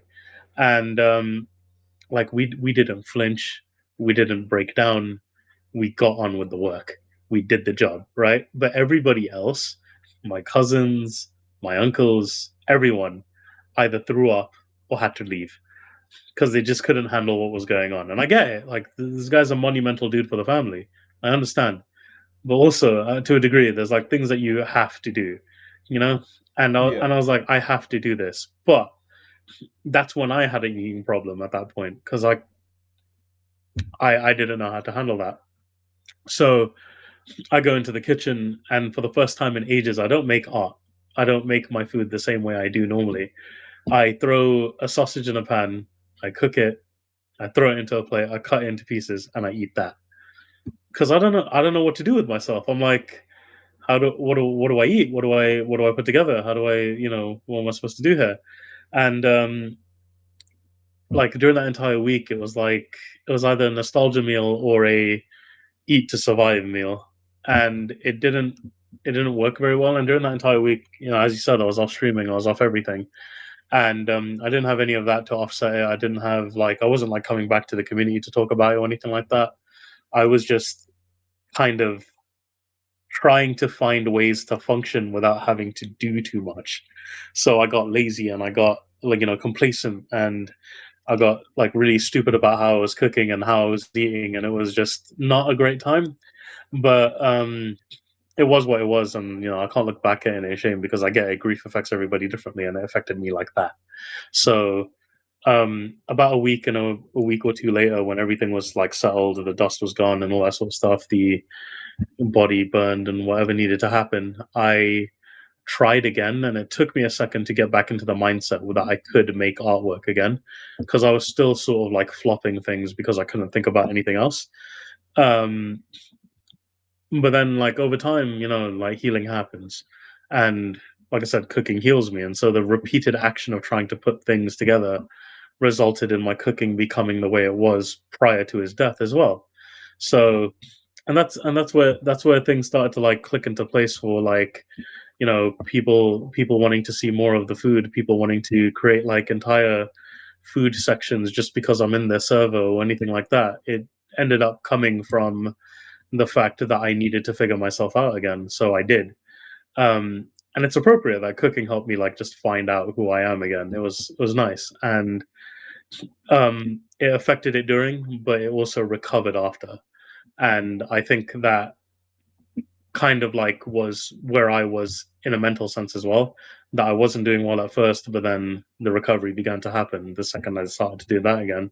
So the short answer is, yeah, of course it affected it, but it also recovered from it. So so really, it it's gonna sound bad, but in the nicest way possible. It was a good thing that it happened, because not only did it, by the sounds of it, not only did it help you like evolve your cooking, but your cooking helped bring you out of that state. exactly that. But I would like to It's bring back one point that you said earlier about your culture not writing down recipes, but your dad wrote down his lamb. he didn't write down the measurements. He wrote down what he puts Ah, down at the basic right. level, like I did with mine. But then he put at the bottom secret ingredient. You want to know what the secret ingredient is? I don't mind sharing it anymore. Oh yeah, It's cinnamon. definitely. He puts a Pardon? stick of fucking cinnamon into it. Just one stick. That's it, and it makes it better somehow. Oh, okay, now. It's like those people that put dark chocolate in bolognese, and then you got like some Italians saying, "But you don't do that," and then they speak to their nonna, and it turns out it's a very common thing to do because it removes some of the bitterness, Yeah, something yeah, like that. exactly. No, the acidity It's by bringing in bitterness. shocking. It's Yeah. absolutely shocking. I'm just like, fuck. Why did you keep this from me, old man? What the fuck? Oh It's man. just nowadays I'm like, yeah, like if I cook, I try to say, yeah, like this is for you, this is this is that, and all that sort of stuff. And it's like it's one of those things I don't think I'll ever fully get over, because he's a monumental part of my upbringing. But I think I have found better ways to deal with it now, and I understand my feelings towards the matter a bit better, and therefore my cooking doesn't suffer as much anymore, and I don't suffer as much anymore. And if anything, it's become a bit more inspired. So that's always good. I was gonna say, it sounds like you're essentially doing a homage to your father with some of the dishes that you're making when you're saying that you're Yeah, dedicating them to him. Like, it's a beautiful way to look at it. yeah. And when Like you're there's a saying that few you're things I thinking do of in your his mother, name. So yeah. And like when you're saying you're feeding your mum, it's almost like just through cooking, you were essentially channeling him. Yes, it was on a smaller scale because you weren't feeding the whole family, but you're making sure you did go into essentially him by going through the food is survival. I don't think you realise Exactly how that. proud as a community we are of how far you've come along since then. Because now I've lost both my parents. I know how hard it is. And I know, especially in a culture like yours, where family is very integral to essentially your entire identity. Now, Yeah. you've come so far through it all. This is why I wanted you on to talk about grief and the losing of a parent because it's a vital thing for your community, and you've managed to not only do that, but you've managed to essentially thrive afterwards and still get everything else done. Like, for example, you've come back to the streaming side of it, you rebuilt your server. Like, you essentially let it break you down and you're rebuilding yourself step by step. Yeah, you do some stuff for the fun of it rather than essentially trying to make a career. Now, we both know if you put your mind to it, you could become a big streamer. With the stuff that you say, no. But with who you are. Now you get it. But you know what I mean? Like, you Yeah. have got the ability to be able to do that. Now, I agreed on the reason why you're not doing it. Because I believe that you're doing it the same reason that I don't do it. Because, as you know, like I started to get to the point where as soon as I hit 15 viewers, like it was getting, for me, that was quite a big monumental thing for my streaming. I pulled away from it because one, I didn't feel like myself. Two, I fell out of love of gaming. Well, why should I lose the love of something that I genuinely enjoy just because I need to entertain some people that I don't even know? You Yeah. know what I mean? So it went from being a hobby to being a drain on my time. But yeah, how is your mum doing these days? Like, is she doing better? Wait. I want to probe you now for a minute, okay? That's Oh okay. god. Because we can talk about the streaming a bit. I know this is going to be a longer Yeah, man. conversation than we usually have. Absolutely. So let's also Let's talk go about into you. the Let's not just streaming. talk Yeah. about me, okay? So we'll be transparent about how we feel about streaming as a whole and all that sort of stuff, as we are with each other anyway. But Yeah. Just actually in a but public forum for once. This feels weird. one in a public forum, and two to dip on things that maybe we haven't dipped on before. Yeah. Yeah, man. So your notion of streaming naturally is the same as mine. As we've mentioned, we do it for fun. We do it for the sake of having a laugh and just taking the piss and saying what we say and doing what we do and being the type of fucking assholes that we are at heart, right? And that to me is fine. I perfectly like that. But you talk about like how my whole thing is that I could become a pro if I wanted to, right? But surely you realize the same thing somewhere about yourself because Absolutely. okay, look, because there's a fair point to say that people who network get further, right? People who do all these sorts of things, like if I, like name drop like Lalo for example, he networks a lot. So his whole thing is building up his stream, and he wants to build a brand, right? So he's doing it for completely different reasons to us, and he's asked us all for help, and proudly I've helped him with that. But it's like between you and I, we're not like I don't think we join communities for the sake of the self promo channel. We join for the sake of being there for the person that we like, or the person that we identify with most. There, like for example, I had to get pushed to self promo. I never did it On naturally, your own subathon. Yeah, on my own subathon, no less. I was like, I didn't even think, hey, maybe I should post my link, because that's not why I'm in those communities. And no doubt that's the same for you. You're not Yeah. in these communities for the sake of self promo. You're there because either you want to support the streamer that owns the server, or you were invited at some point, right? Because that's the same reason as me. But if you were to take streaming seriously and you were to say, yeah, this is what I want to do with my life and I want to connect to a larger audience, do you think that gaming would be the way, or do you think bodybuilding would be it? Well, mine would definitely have to go more towards IRL streaming because, like I said, I lost the love for my actual gaming, and that is something that I physically don't want to do. Now, with my, because it's not bodybuilding, it is strongman. I know you get to say they're definitely not, but still. No, no, Uh, no. I know they're not. I just get the terms mixed. That's my problem. but but for example, with strongman, it is essential.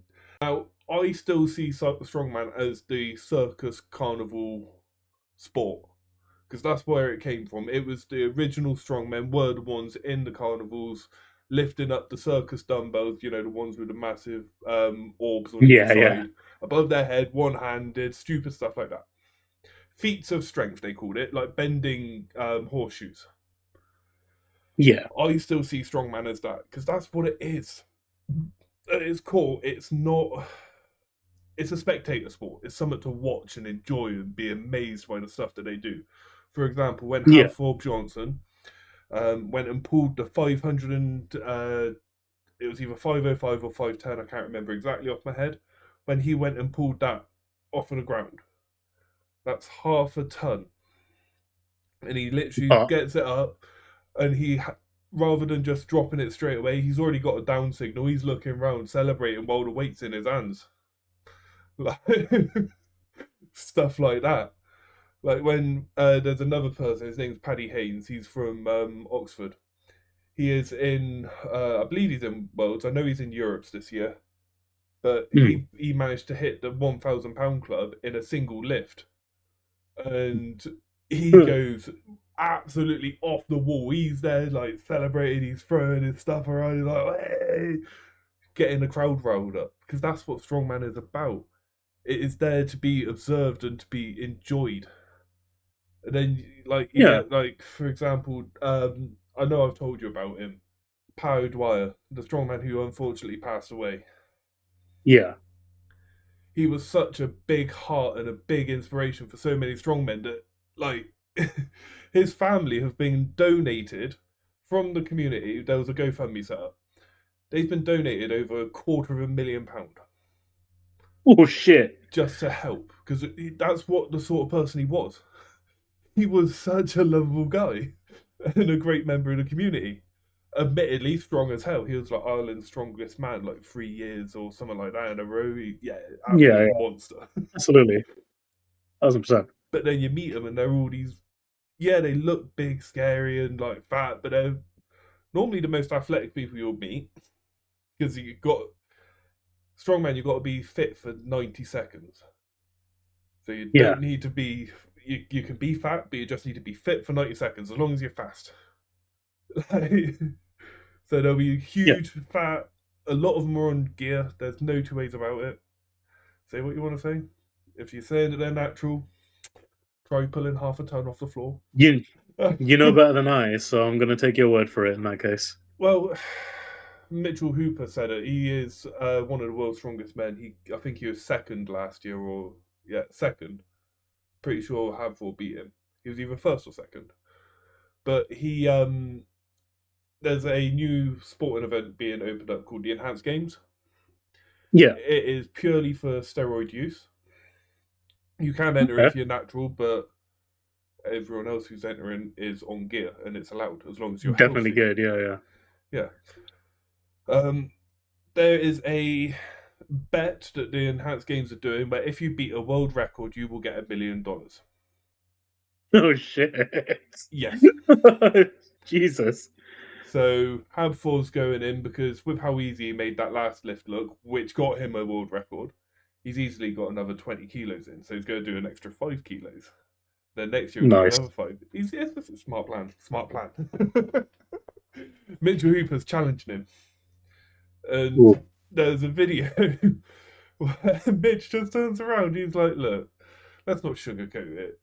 Of course we're on stuff, but we can't admit it because of how we're perceived. Like countries, it's not a legal thing to do. Yeah, But it's not stigmatized quite a bit normal. as well. Yeah, it's not normal to lift the weights that we're lifting, which is something that I keep forgetting because, like, I don't consider myself strong. I know that the weights that I'm lifting for an average gym person is heavy. But it wasn't until I started training with other people that I realised. Like, for example, yesterday, I was doing a very light. So I'm just coming out of a deload week. So we're doing a light set, and then we're going to start working our way up over the next 4 weeks. So this is Yeah. my lightest week, essentially, after a deload. So I got 280 kilos on the leg press. This is after doing my squats and everything else, because I'm doing it as an accessory. And I got 15 reps. And I'm just, pressing it out, getting it done, like counting them down. There's 10. How many have I got left? Oh, yeah, 5. Let's do another 5. Yeah. And then the bloke that I'm working in with, he's there like, yeah, I'll take the 10s off, take a 25 off. He's there saying he's going to jump on to try and add more weight. I just don't consider it heavy, but it is. It is a heavy weight. That's the thing about you. You're doing that thing where you underestimate it again. So maybe compared to these like record setters, you're probably weak. Like, because they've been training much longer than you, firstly. They are 100%. probably on gear, or 50-50 chance that they're probably on gear. And or however much percentage you would add to that, because you know better than I. And 3, it's like they are much bigger than you in that regard. So compared to them, perhaps, yeah, you are weaker. But like, compare you and I, right? Like, I think I'm naturally very strong. I don't think I could do what you do.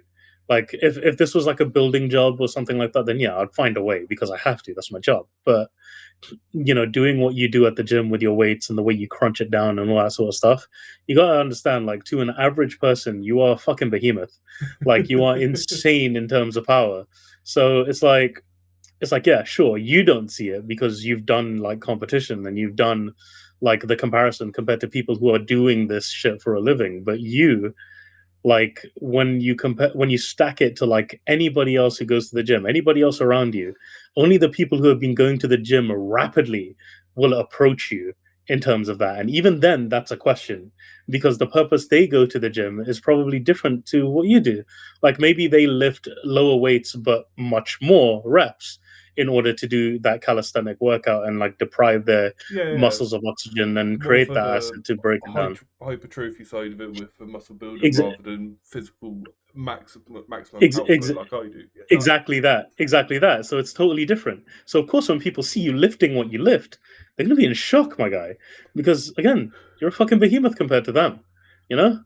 But one thing I still remember, now I've got a couple of gym girlies, and bless them, I have literally told them today that I'm going to wear my slutty little gym shorts, and they need to show me how to do an Hmm. ass pose, because they're doing an ass pose, and yeah, like, even I admitted, leave some ass for the rest of us, but Ooh. Ooh, ooh, ooh, so ooh. they're chatting away to them. And like, I've got 140 loaded up on the bar for squats, and I'm like, I just don't want to do it. And I know you gotta go do it. I'm like, no, I got it. I can squat like 180. And I go over. They looked over at the wrong moment because it's just as I hyped myself up, got underneath the bar, and then it just moved like nothing, like air. And they're like, why did you make that look so easy when you wanted to make it sound so difficult? It's like, it's easy. But then you see the other side of it. Like when I done the Lift for Life challenge, I had people like Mark Tonner there. He's the person who organised it, and he's only got one working arm. He's lifting more than me. Like, you know? But Mark Turner's also trained for a while, hasn't he? Yeah, but that's because so now ultimately my goal with the strongman side of it is to be in worlds. I want to be in either Britain's or worlds, but 4 on 40. Yeah. So I need to hold myself to that level, because otherwise in my head I'll get complacent, which I can't do. I have not got the option to if I want to hit that level by that point. Yeah, but it's the same as me, right? So when I say I don't cook as well as this person, but then you say I do, it's okay to recognize when you're doing well, is what I'm getting at. So like, rather than sit there and just look at people blankly and being all like, but it's easy. I don't know what you mean, or anything like that. We're just being surprised as they are by shit. Just understand, of course, that you have trained for it, and therefore, to the average guy, you're basically Hulk. You know what I mean? Like, that's you to the average. Like, dude, now you to the other people, you're probably like She-Hulk or something. But like, but again, they've been training longer than you, and so no doubt when you've started training for as long as they have, you will hit their level too that they're at now. But then they'll either always be higher than you or they'll degrade. One of the two, right? There's no in between. Once you reach the top, only way is down. So somebody is going to. There's always going to be someone better than you. That's the one thing you have to keep in mind with this, right? With anything that you do, there will always be someone always better than you at. For example, you remember a guy called Raptor, Yes. who Yes. okay, I think fundamentally he's a better cook than I'll ever be. I truly believe that, right? Because the dishes he was pulling out was stuff one that I can't get a hold of because he lives in the States. They have way more shit, right? And secondly, because of that variation, he's been able to try a bunch of new shit. I have to special order stuff from like other countries when I want to try something alien, but he can just go to the fucking Walmart around the corner and get that shit, right? And it will cost much less than me importing it here. So because of that, and because of the amount of facility he has and the amount of dedication he has to it, he is indefinitely currently the better cook. So when I look at like my cooking, sometimes I'm like, can I do this better than Raptor? And I'm like, maybe I can, maybe I can't, but it won't hurt to try. And it's the same with you. You have people that are definitively better than you because they've either had more available to them or they've had more time to do it, or they've dedicated more time to it. Maybe they don't have the time, but they make it, right? So there will always be someone who is stronger, but that shouldn't stop you from realizing how strong you are. Oh, absolutely, absolutely. I would like to point out when you said there's always someone better. So my granddad used to teach me that because, yeah, I'm going to expose him. Fuck it, he's dead. He's not exactly going to be able to say much, but The floor is yours. So, he was in the Navy, and now the story this is just a story that I was told. Don't know if it's true. This is the story. The story is that he was one of the people that would have all of these different uniforms for different countries. So he could go into recs and just borrow things from everyone else's rec rooms and trade it for monetary purposes. Smart. I say smart. Yeah. Others would say a black market, but yeah.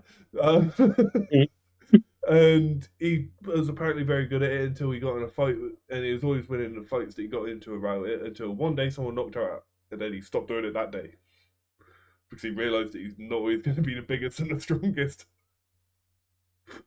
But yeah, literally, that's why my granddad used to tell us. But that's the thing. When there is someone better than you have a mountain to climb. And so there's always room for progression, right? Because if you see someone, if you reach like the peak of your strength, but then you notice someone stronger than you, then you're like, how do I get that strong? Right? So then how do I do that? How do I get to that point? And so someone being better than you isn't a bad thing. It's actually a target for you to reach. Oh, So 100%. And this is again why my sport is so unique. So there's essentially there's a couple of different things that come along with strongman. Obviously, you've got the static strength of the deadlift, the overhead. You know, the Atlas stone. It's essentially a static movement because you're not running. But then you've got the carries, the holds, stuff like that. The endurance side of it. Like, a world record was set last year. Paddy Haynes himself set it on the shield carry, 200 kilos. It was 92 point summit meters. He added 30 meters onto the world record. Jesus fucking Christ. The world record before him was held by Eddie Hall. I think it was Eddie Hall. But he literally just picked it up. I know that name. Yeah, everyone knows Fat Eddie. I like Fat Eddie, not Thin Eddie. But he's lost a load of weight and he's gotten a bit like egotistical. And Fat Eddie was always like a little bit more fun, a little bit more chubby. And then you'd watch him lift and yeah. But Paddy came fourth in that competition. He won anything that was to do with movement. He was like top 2. Static? Nah, nowhere there.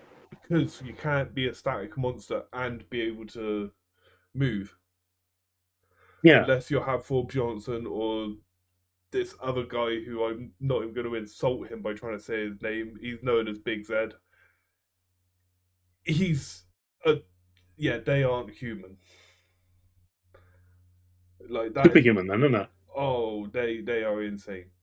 If ever you want to learn about the sport, look at those two. Habfor, obviously, he's like 6'9" or something like that, 200 kilo in body weight. No. Yeah, yeah. There's a reason he plays the mountain in Game of Thrones. Real life Jotnas, man. Well, giants, I should say. But yeah. And then you see his I'm wife, fucking on your who's side like there, 5'2". Yeah, she is. Yeah, they got kids. Yeah. But Oh no! Just to put that thought in your head. That's like Shaq and his wife. Fuck. Yeah, man. Yeah, it's absolutely insane. And then, yeah, Big Z, he's always had a big belly. He apparently doesn't even train. He just shows up and wins. That's nuts. Yeah. Or Brian Shaw. I'd say it'd be like my personal top strongmen in throughout time. Big Z, then Brian Shaw. Because Brian Shaw is a monster. He's the one who you may have seen the video where he throws a keg in the air. It goes over the bar. Yeah, and yeah, just yeah. comes down, cracks him on the skull, and he's just like carries on walking off. That's a beast if I ever saw one. To put it in perspective, that's a 25-kilo keg, I believe it was. Yeah, that would kill a human. That would kill a human. Yeah. It went up 16 foot, I want to say it was, or 19 foot. Mm-hmm. And he just tanked it. What a fucking guy. Walks off. Like, what a guy. That leads me on to a couple of more questions for you, actually. Go on then. No, I'm not throwing a keg at myself. Oh, that was my first question. Fuck. God fucking damn it, Dust. God damn it. Preemptively fucking getting me there. God damn you. All right, so then, because we're probing me, let's probe you a bit more, okay? I'm going to remind you once more. Like, if you're talking to me, then this is as much about me as it is about you. Yeah. So, what is strongman to you? Like, what does it represent more than anything in the world? Like, outside of this whole, spectator sport thing, outside of, working out and, like all these other people are up top, all these other people at the bottom. Like, for you, like, what is strongman to you? So there's two ways I can answer this. One way is that it's essentially my legacy that I want. Because you can have kids, their memory will fade of you. Or they'll pass, then your memory's gone. If you can become strongest at something, that's written down in history. For example, if I go up to Scotland and I lift those Dinny stones, my name is etched in the book of people who have lifted it. And that is a legacy. That is my name down in history till the end of time. I will not be able to be forgotten that way. Is that something that's important to me? Essentially, yes, because of personal issues, which mean that I most likely will not have my own kids, so my surname may not carry on. I was always brought up, you want to create a legacy and bring your surname towards the future. If I can't do that through kids, I'll go a different way about it, and I'll create something that will have my name etched in history. But then there's the mental side of it as well. One thing that helped me get over the addictions, because obviously I said about my addictions earlier, one thing that helped me was the gym. I got into going to the gym and finding something to do there. My first one was I wanted to lose a bit of weight. I lost a bit of weight, got bored, stopped going to the gym. So I was like, right, I now need a goal. I need a purpose. I need a target, essentially. So I went and ran a half marathon. I spent 6 months. I remember that. 6 months training my ass off to the point where I had shin splints that stopped me from physically walking. And I was advised to not run for a minimum of 3 months. I had 2 months until the actual race, so because they were scared that I was going to break my bones. Like that's how much I was running. I ran till my legs were breaking. Reminds me of that one Family Guy episode. Remember when Brian gets addicted to running? Yeah, And when he finally gets into the marathon, his shin just yeah. yeah. That was literally what I was running on, and I still managed to do the half marathon. 3 hours 9 minutes. 3 hours 9 minutes plus some change. That's crazy. You are insane. I realised after doing that, I hate running. Yeah. What a surprise! So then I was like, well, what else can I do that involves the gym? Because you need something that will keep you healthy. If you've got, essentially, you need 3 hobbies. In this is on a side note. This is how I essentially try to live my life. You need 3 hobbies to keep you happy all throughout your life. You need one to keep you creative. Now I've got 2. I've got the streaming and I've got podcasting. You need one that keeps you healthy. Well, easy. I've got the gym. And you need one that makes you money. Well, I am a car nut. I love cars. That's my main vocation. Like I work with cars. So essentially, I will always find a way to be happy throughout my life. You know what I mean? Yeah. But when I finished the running and realised I didn't like running, well, what have I got? What is my purpose for the gym? I need a purpose because otherwise I haven't got anything from any reason to be doing it. Mm-hmm. So I went into powerlifting. Now powerlifting is the 3 rules: bench press, deadlift, and squat. And then you do squat, you do deadlift, and you bench press. You just do those 3. Those are your 3 movements, and you specialise in those 3. I hit the £1,000 club in total. I never went to a meet and done powerlifting because I found it extremely boring. Doing 3 lifts constantly. Yeah. There's a couple of bodybuilders at the gym I was at. I just got with my current partner at the time. A couple of bodybuilders there, and I was chatting away with them. And then one day, one of the kids turns around to me and goes, "Well, if you're always at the gym, why haven't you got a 6-pack?" So I was like, "Right." So I got chatting with my bodybuilders, and I started losing weight to get a 6-pack, just to prove that I could do it. And do you know what? I was probably about 2 or 3 months away from having it, and I ran into my strongman mate. His name is Reese. His strongman name is Haymaker. He literally turns around to me. He's like, "Oh, you've got really good levers." That's what we call it. Like my proportions, like my arms and everything.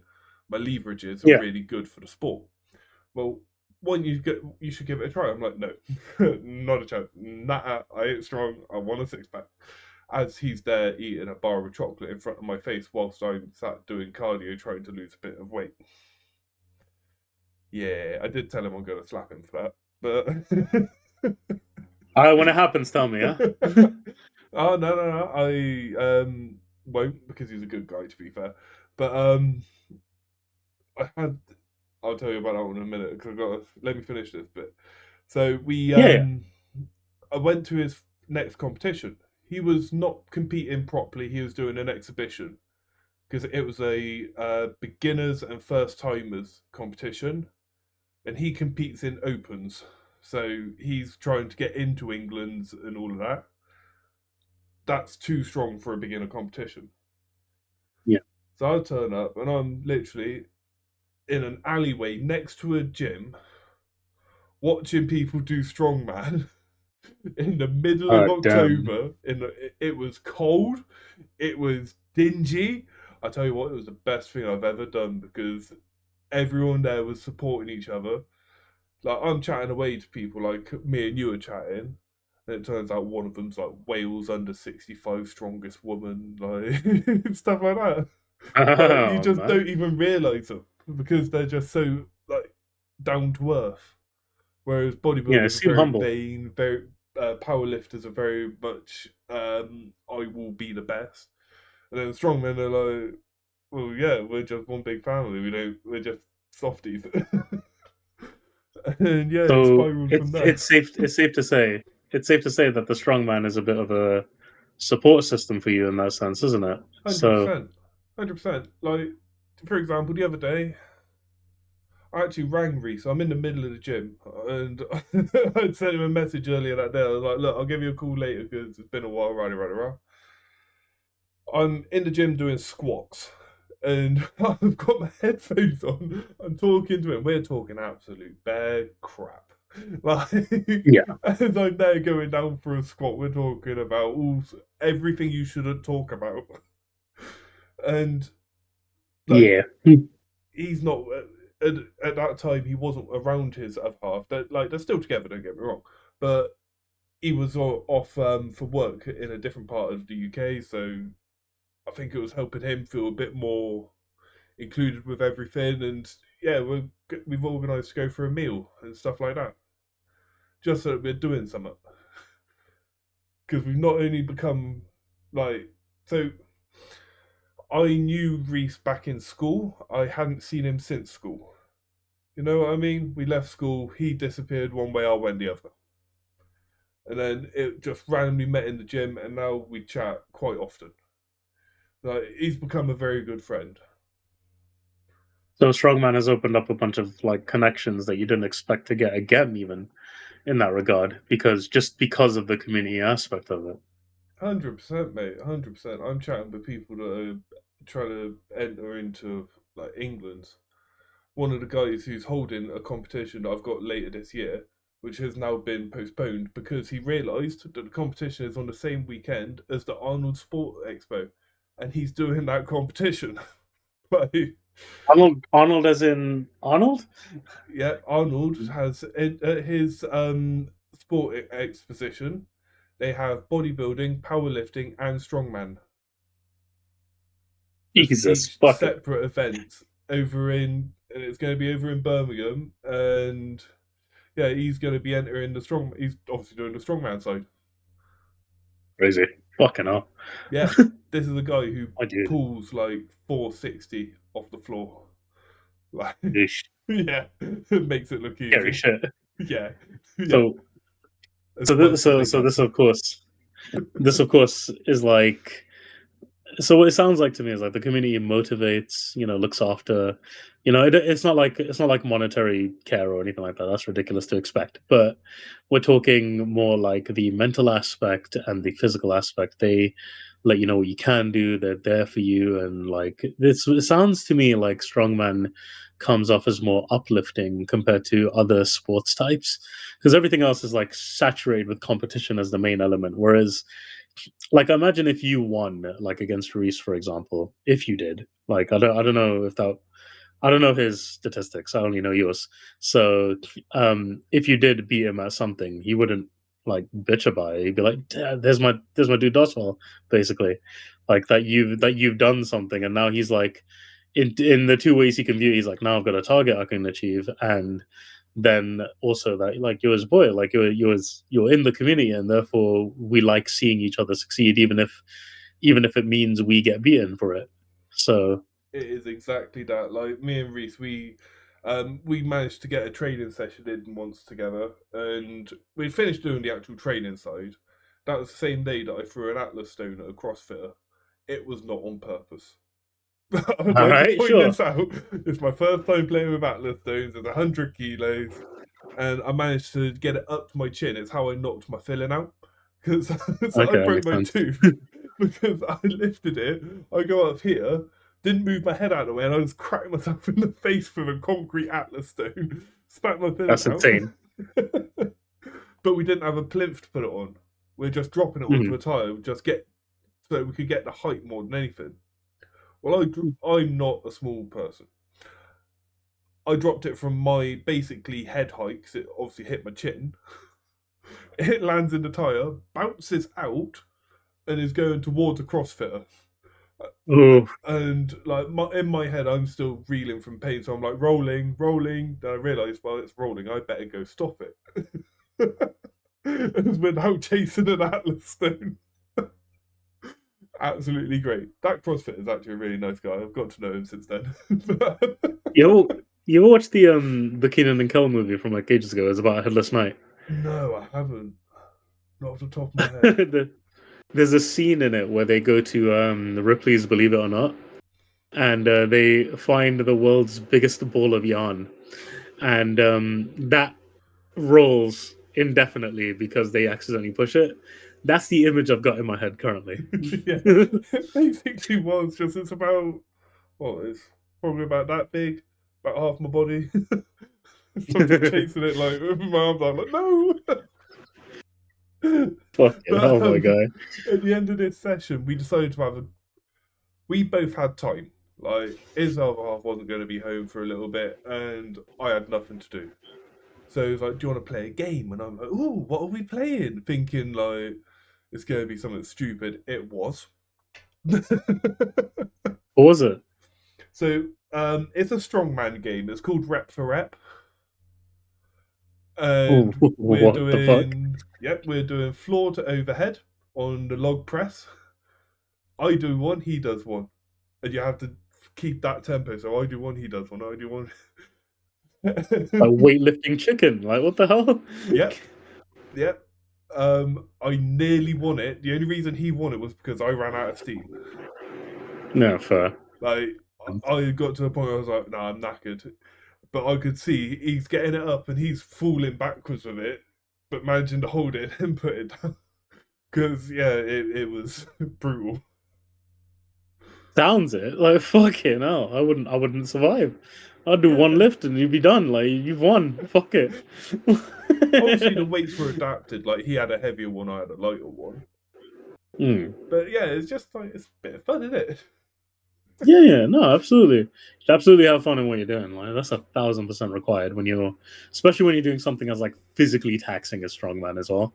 You definitely need to be able to have fun with it. So you having fun with it is like a good sign, obviously, because that means like on top of just getting the physical benefits from it, you're getting like a mental and a social benefit from it. So that's important in everything, 100%. any activity that you do. So 100%. Plus, it's the ability to say stupid things like I lifted 110,000 kilos over like 24 hours.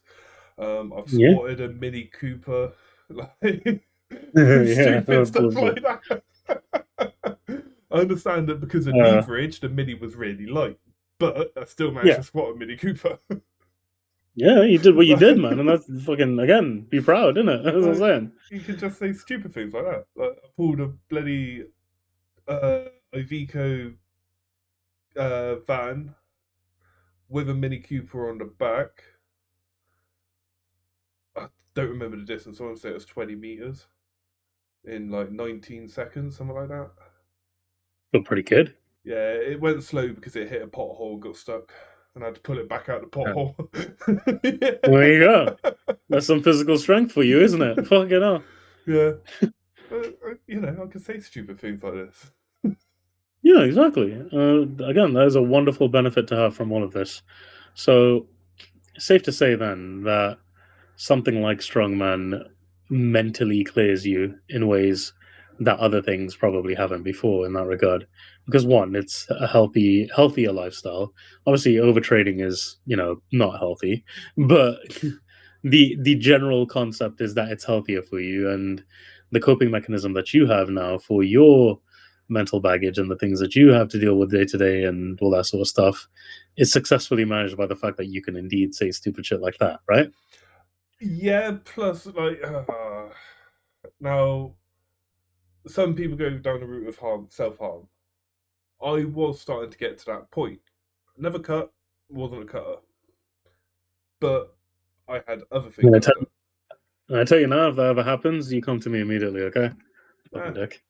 I never cut, but I'd always end up like with bruises because I'd get frustrated, and my way of taking my frustration out was I'd punch myself.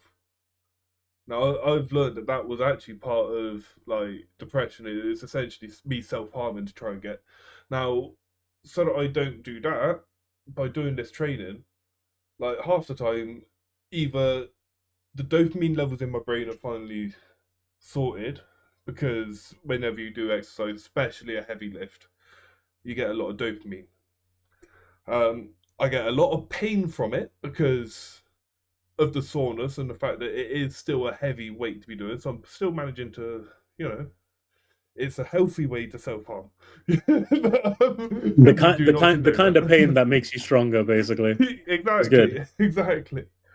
And like like you said, it's the ability to be able to say, yeah, I've gone and done this.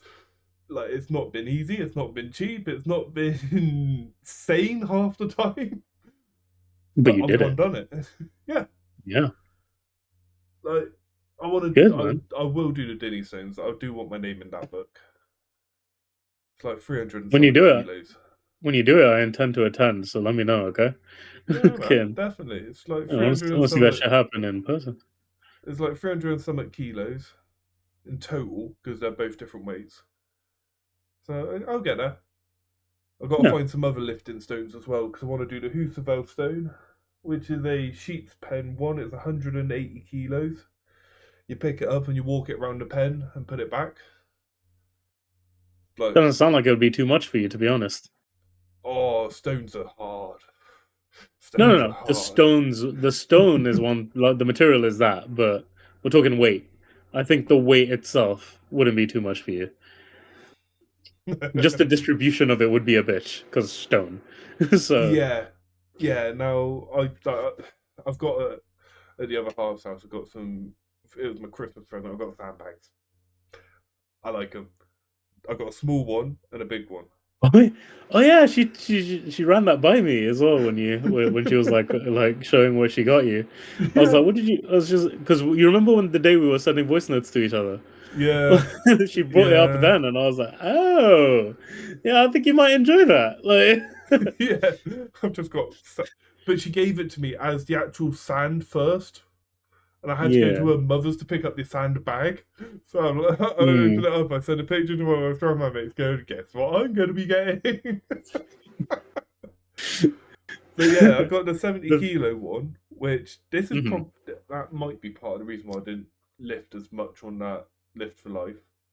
The day before lift for life, You fucked around with the sandbags. yeah, I got it. I done floor to shoulder Yeah, there it is. with There it is. with 70 kilo sandbag. Just picking it up off Yeah, the floor, roll it up your body, there it stick it on your is. shoulder, arm out, drop it. Yeah, because your sandbags are just easy work, aren't they? Yeah. Fucking.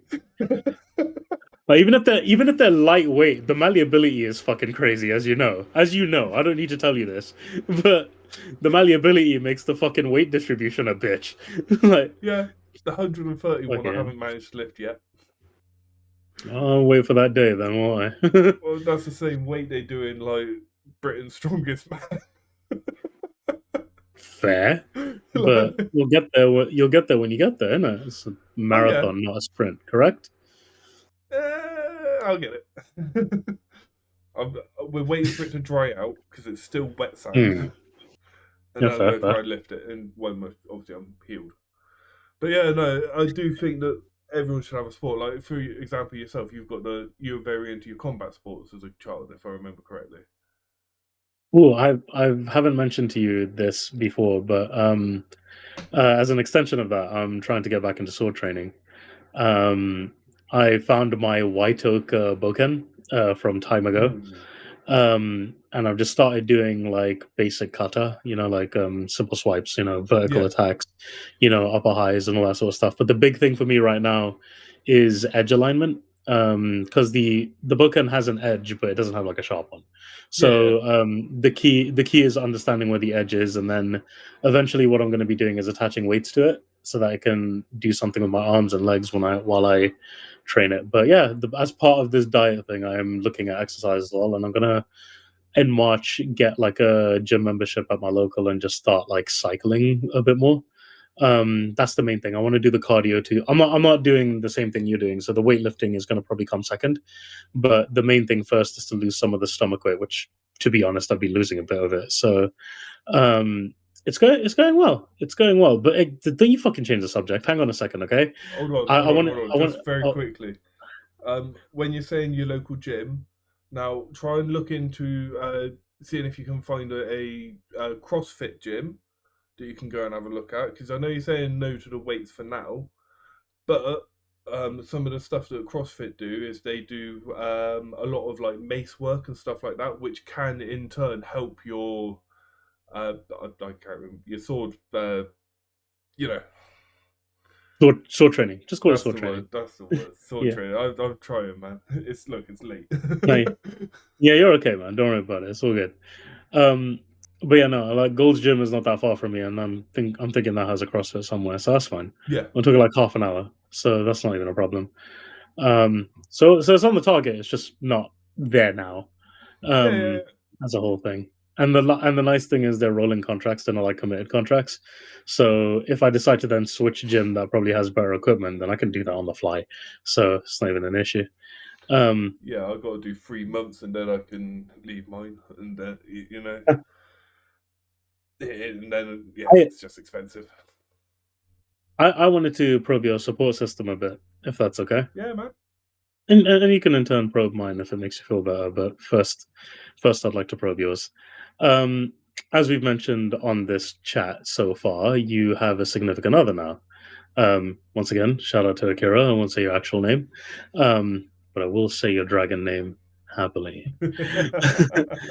uh, what has she been for you since things have gotten a bit more serious? Because I know, like at the start of relationships, I know like things aren't like crazy, like in depth or anything like that. You're just starting to get to know each other really.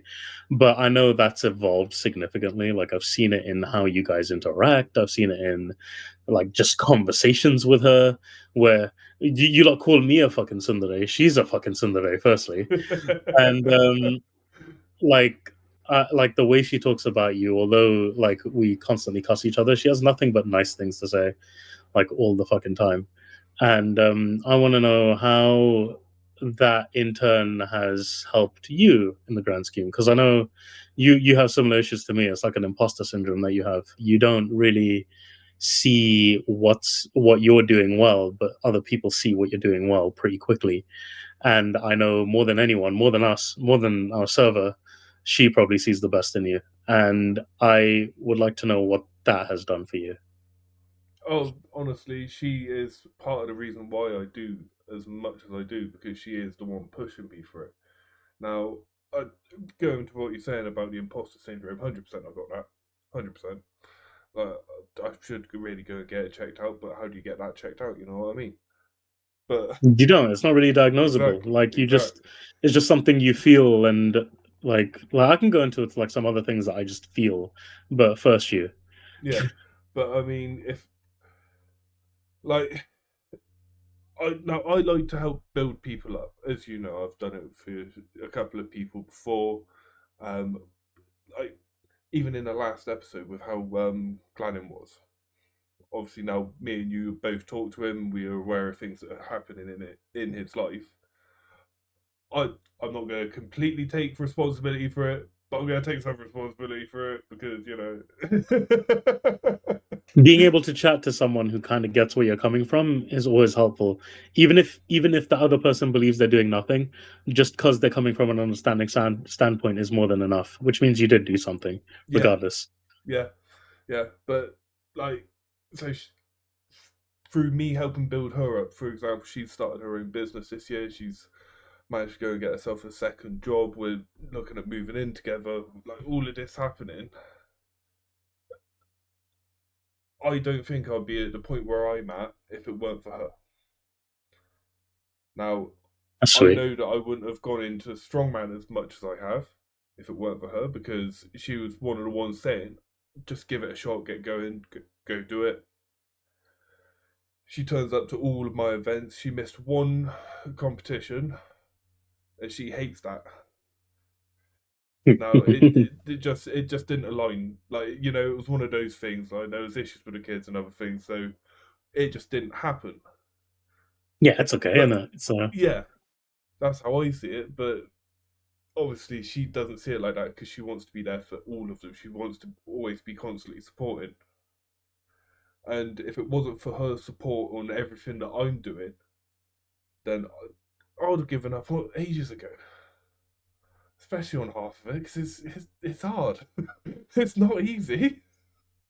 I can say that 'cause I've done it, but yeah, of course. 1,000%. But then there's the other side of it. Like, she is the person who is trying to essentially keep me grounded. Like when I'm there, say, like I have started to realise. In the past, I didn't realise it. Like when I was saying about the 140 squat. Well, I never saw that as a heavy weight because for me, it's never been heavy. Apart from when it was, you know what I mean? Yeah. I went and done sorry, I didn't do it because I was about 4 inches too high. But I went and done a 180 kilo squat. I was just, I didn't hit full depth, so it's not a squat. She had to put on their shoulder. I'm like, yeah, this was heavy. And she's like, yeah, that's not normal. I'm like, yeah, no, I'm starting to realise that now. But if it wasn't Good. for her being able to tell me this, because it's all well you saying it and other people saying it, because of what she does for a living as a personal trainer. And the fact that she's physically there when it happens. Yeah, it does sort of help sort of stick it in, Yeah, of course. 1,000%. And then it's like I'll always say it. So I'm so proud of how far she's come because I've watched her go from this very anxious, uh, almost like introverted person to what she is now. Yeah. I haven't been there for as long as you, obviously, but I've felt that from her before, just from being able to chat to her and like go over things with her and help her however I did. I I was very, very clear on the fact that she wasn't the most social and wasn't the most like, I guess, socially aware person that was around at the time. But like the fact that she's able to talk to like even me about things is a fucking step, is a huge step. And I don't, like I said, like it's not like I expect everything, but just like letting me get to know her is an absolute step on itself. So I appreciate the fact that you've also been there through that journey because you've no doubt helped in that regard too. So Yeah, yeah. So I'm gonna fully expose her for a little bit now, and I hope she doesn't watch this because she'll murder me for it. Akira, don't kill me either. Now, when I said I went to Reese's competition, the exhibition one. Now, his other half was there. Her name is Louise Greer. You are aware of her. She is world's strongest Yeah. disabled woman, seated class 2. She's also my coach, so I can successfully say she is a cunt. That Louise. Yes. The same Louise. Yes. Oh, okay. That's how I know her. That is insane. Yeah, small world. Because strongman is still a very niche sport. We're all basically inbred. But Yeah, I could tell. We're turning up to this competition. I'm like, look, we're going to watch this. It's my mate Reese and his other half. I've known Reese since I was in school. I know his other half really well as well. I've never met the woman in my life. So she's expecting it's people that he knows. She can calm down a little bit of the anxiety and not have to worry about being herself. We turn up, she's being herself, and then her and Louise are getting on. Me and Reese are chatting as we're leaving. She's like, "So, you didn't know Louise before this, did you?" I was like, "Nope."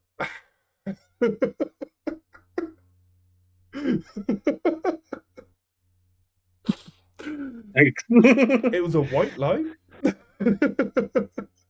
Yeah, fair. So you've exposed yourself, really. Yeah, but her and Louise now get on really well, which is to the point where when Kaylee passed all of her stuff, we went for a meal. Like I was gonna take her out for a celebration meal, and I'm like, "Look, who do you want to invite? Do you want it to be this person, that person?" No, it's gonna be Reese and Louise. Okay, That's fantastic. I get to see my coach outside of coaching again. I'm joking, Louise. We love you. nice. Same. I don't know you very well, but Oh no, mate! I'm organising to go for another meal with them. They're a great couple. They're absolutely hilarious. that's awesome. But Kaylee is telling Louise how my body needs to look. Because obviously part of my training is hypertrophy, because you need to have the mass to be able to move the weight. So Yeah, 1,000%. Yeah. so like, if for example Kaylee likes my ass, so all of a sudden I've got more butt stuff to do in my training because Kaylee's Ooh, told phrasing. Louise. Yep, I know. Ooh, Of course. phrasing. Yep. Ooh, phrasing. Oh boy, phrasing. Oh, buddy, phrasing. It's what it's called. It's not leg day. If you're training glutes specifically on a leg day, you're not doing leg day. You're doing butt stuff. Like, I've told my gym Okay, girlies yeah, this, but and they agree with it. But you fucking know where my brain went, yeah? Like, yep, come I know on. exactly where your brain went. That's why I said it. But Good. Fucking dickhead. like, so I'm doing all of a sudden doing a load more, and I'm like, why am I doing this? It's not really that specific for my sport. I want to stack my hamstrings more than my glutes so that I can do the hinges. I got Yeah. chatting to the other half, and she's like, "Yeah, I asked Louise to do it." But she's kind of sculpting you through Louise, eh? Yeah. So I'm literally like, you know what? Fair. As long as I get stronger, I don't care how I look. Yeah, fair. That's But good. That's good that she is like a solid like anchor point in your life there, you know? It's actually really nice. yeah, it gets weird on the weeks when I don't see her. Like, I got a Mm. week where I'm not going to be seeing her in March, and I'm already like a bit, about it. But it is what Yeah. it is. Like, it's medical reasons why I can't see her, so it is what it is. Yeah, whatever you got to do is whatever you got to do at the You end, know isn't what I it? mean? So, Yeah. yeah, it is what it is. That's nice. That's very nice that it just builds up from there. Honestly, like I know you've had a bit of a weird past with your relationship, so seeing you in a solid one is actually quite heartwarming. Even though I do cuss the both of you with every fucking fiber of my being half the time, Oh, okay. I is genuinely very heartwarming. So, like, I appreciate the fact that you found her, and I appreciate the fact that she found you. So it's good. Yeah, thank you, man. Sorry, No you worries. can have the weird relationships like I used to have. I have probed you too much, so if there's something you'd like to ask, hit me. Now that you're back, obviously we had to take a quick intermission because of toilets. How have you found your mental health has been affected by your weight loss? Because obviously you're saying that you've lost a bit of weight and you are looking thinner in the face. Like, just saying, man. I don't know if it's a good thing. All these women are going to start needing to be careful. But how are you feeling with it? I want to hear that shit again. Fucking hell. You know, a separate note, the amount of fucking remarks I get on that is insane. I don't like it. Okay. I get really confused, and then I get like everybody in like streaming and fucking the Discord. Oh, look at that handsome guy! I'm like, what? Shut the fuck up! Like, get out of here. Go look in the mirror. Aren't you handsome? Like, what, you gonna fucking deny yourself instead of me? How about that? Like, fucking. But no, mentally it was taxing at first because you're used to a particular type of lifestyle first, and you're kind of like So for like the first week, I was just like raging at things. I was like, I hate Yeah. myself. I hate this. I hate that. I fucking hate this food. I fucking hate what I have to do. But it's the same process again. It's like I can make the food nice if I want to. I don't have to fucking make it plain. So I was like, I can throw garlic into this chicken. I can throw herbs. I can throw all kinds of shit.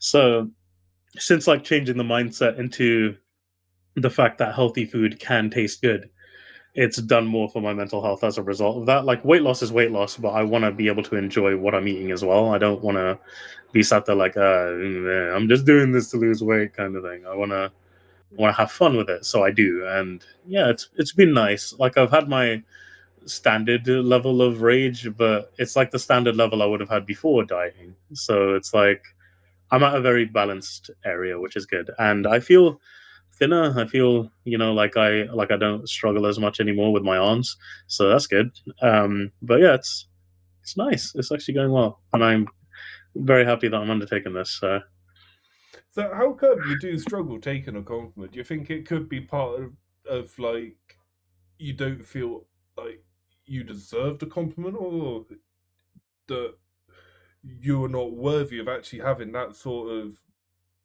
like level of respect essentially Oh, from bro. someone. Oh, bro. You're such a tired and you're probing me further? Fucking hell. You brought this one up. We're about to get into some sad territory. Are you ready? Yeah. Um, I haven't so I had like the best kind of upbringing I could have had as like a unit of family, but as being part of like an Indian family as well, you have like expectations, right? There's things that are expected of you as like a physical perspective and a every other perspective. And do you know an actor called Shota Khan? No. I'm gonna send it to you in chat quickly. Give me a sec, yeah. Um, I'm gonna look up how he looked in the '90s because that was the benchmark back then. Okay. Yeah.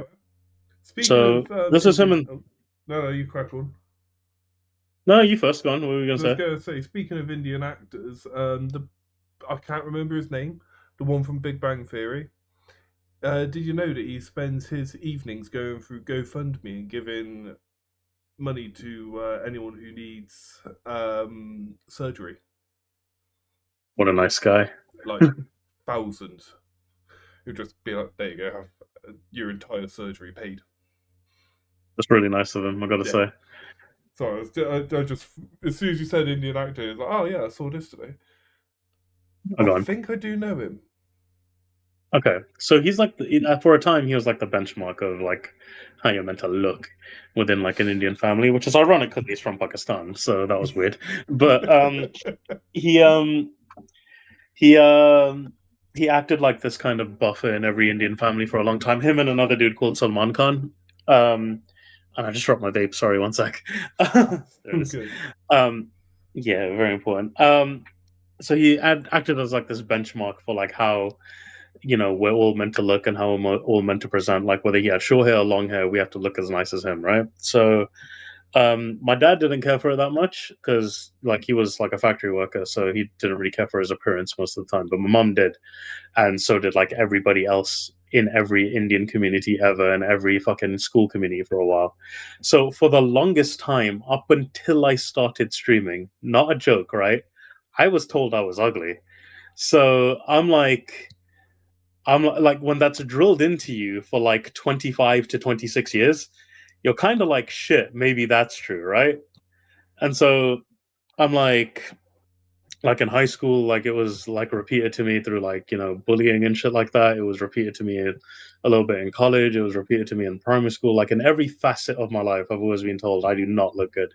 So because again, there's a benchmark that you have to follow within that kind of environment half the time. And I didn't want to look like him. I wanted to look like me, obviously. So I went through a bunch of hairstyles that I didn't like for a while. I had a crew cut, and I settled on this, and I kind of liked it, so I kept it. Yeah.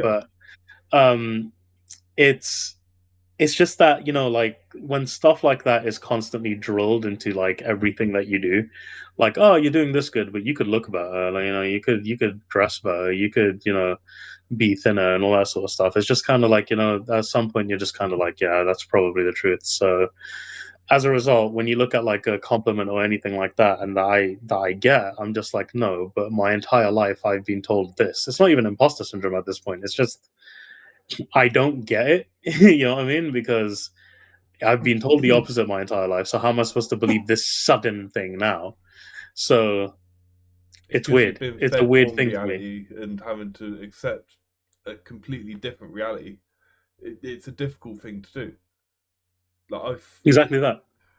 unfortunately, you're talking to one of the people who would probably understand the most here on that side of it, because Yeah. I've been told that more than my fair share. I'll be honest. Yeah. So I fully understand you on that one. And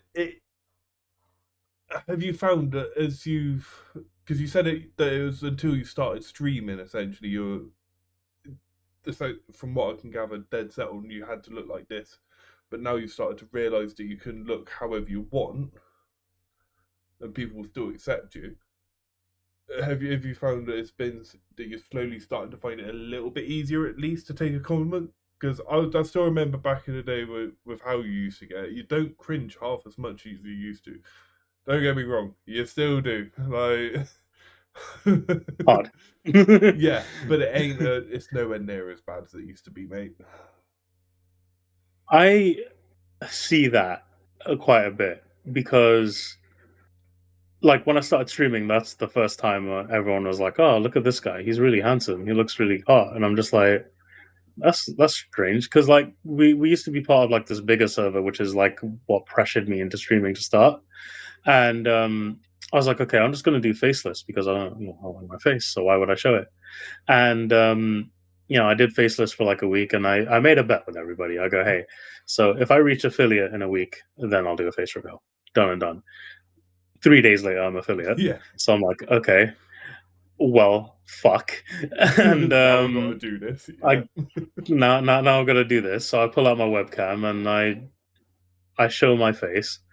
And at first, when I started streaming, I thought it was just like a blind compliment people say. So like you're trying to get along with the streamer, so you wouldn't say anything bad to them, right? But the thing I know about all of you now is that you're brutal. You're fucking brutal people. You know what I mean? Like you will, like, if I look like shit, you will tell me I look like shit, like immediately, like without even a second thought. If I'm doing something stupid, you will fucking tell me I'm being a retard. Done, right? But because of the thing about it is that because you guys are so brutal, the moments where you're sincere feel more honest.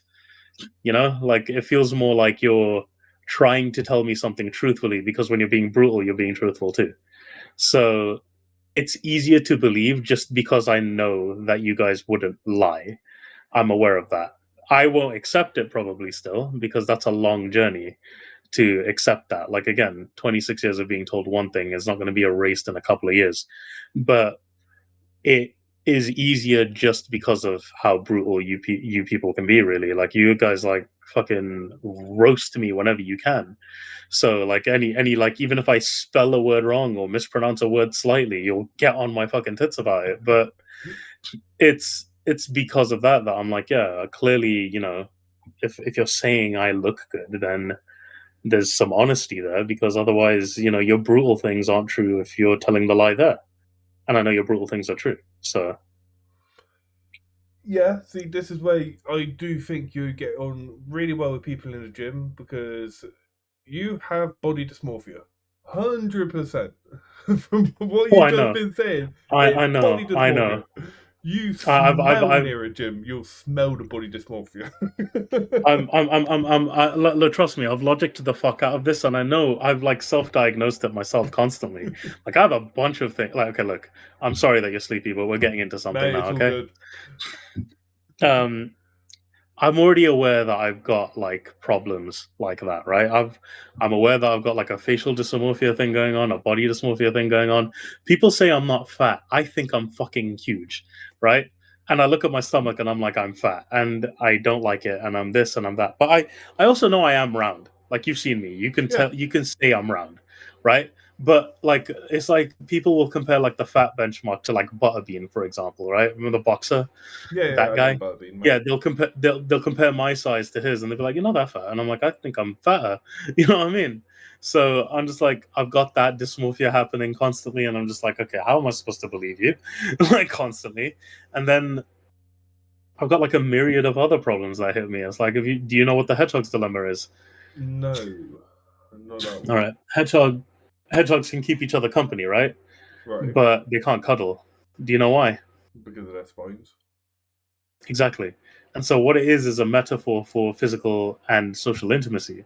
So I don't feel like I can get really close to somebody because I feel like the hedgehog. Whereas you're gonna get me admitting to things. This is your fault. I blame your Hey. podcast for this bullshit. Don't blame me, This man. I'm just asking questions here. because there's stuff about me you don't know, and you're gonna learn them today. Well done. Um, So we'll go into that hedgehog's dilemma thing, and then I'll tell you how I view it now.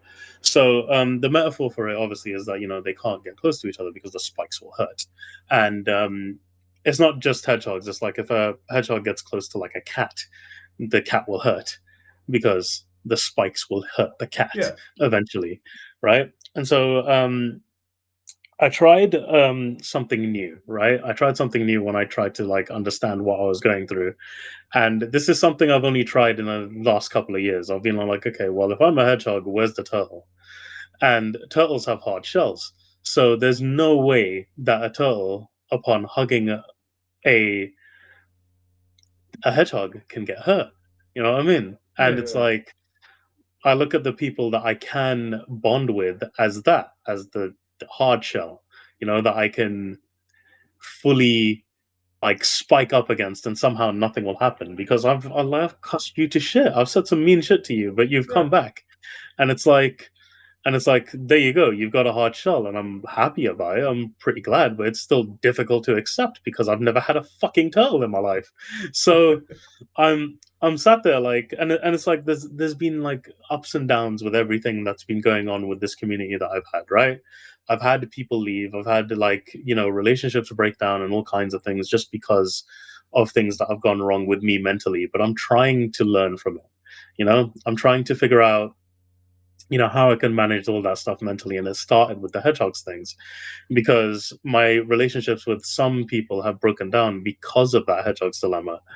And that's what I blame it on anyway. I don't blame it necessarily on them. Some things they did were fucking questionable, but I have to assume that at some point I hedgehogged somehow. So it happened, and I'm like, okay, so who is harder than that? And it's why I have like the strict auditing process now, where when I invite people to the server, when I tell you have to have a hard shell, those are the exact terms I use. You have to have a hard shell to be here, and it's like yeah, if you're gonna be here, get ready because I could hedgehog at any moment, and you'd be none the wiser, and you'd be so confused by it, and you'd be like, what the fuck? And it's not even like meanness the way like you Flip and Nose are when you throw insults at each other. It's like meanness and a sense of like callousness that I don't think any of you display, that sometimes comes out of me. It's like an uncaring nature because of the depression and because of the hedgehog's dilemma. So I'm trying to get better at it. I'm trying to understand who is and who isn't. And I've been lucky. I've been very fortunate in that regard because I've come across a wonderful set of people that really don't see that for some reason. They don't see the spikes. They just see something to fucking fight back against whenever they can. And I'm not used to that. You know what I mean? I'm not used to people fighting back against this possible, like Yeah. attack Yeah. that comes out. It's just not a thing. And like everybody eventually like gets a little concerned by the things I say. Everybody eventually gets concerned by the things I do, but I don't think you guys have ever, or like a few other people in my life, have ever gotten concerned to a point where you're like, I can't talk to you anymore. It's concern for my well being, and that I can logic because, we should care for each other. But it's never been like, I'm going to run away from you now. Like, that's alien to me for people to stick around this long. So I'm like, yeah, I'm gonna try and keep you for as long as I can. If it breaks down, I'm sorry, but it feels like it won't. So I'm kind of glad about that. And I have a couple of friends outside of you guys. They, IRL, like, well, you're my IRL as well now that I've met you, but um, like I have a couple of other people outside of you. I have my friend Tashar, who is like my brother, like full on, who has never ran away. Fucking shockingly, I don't know how he puts up with me half the time. And I have special someone, I guess, which is like a whole other can of worms on its own. But it's fortune that I have that, and she's also very kind and understanding, yet absolutely roasting like whenever she can. So I'm just like, this is why we get along because I understand that. And it's like, I think speaking to her made me try to understand that could be the case because she's been around longer than any of you, like a decade now. So she was counting the other day on stream. She was we were playing Apex and she was like, I've known you for 10 years. I'm like, what? She's like, 10 years. I'm like, shit, I met you when I was 22. And she's like, yeah. It's like, wow. Jesus. How did that happen?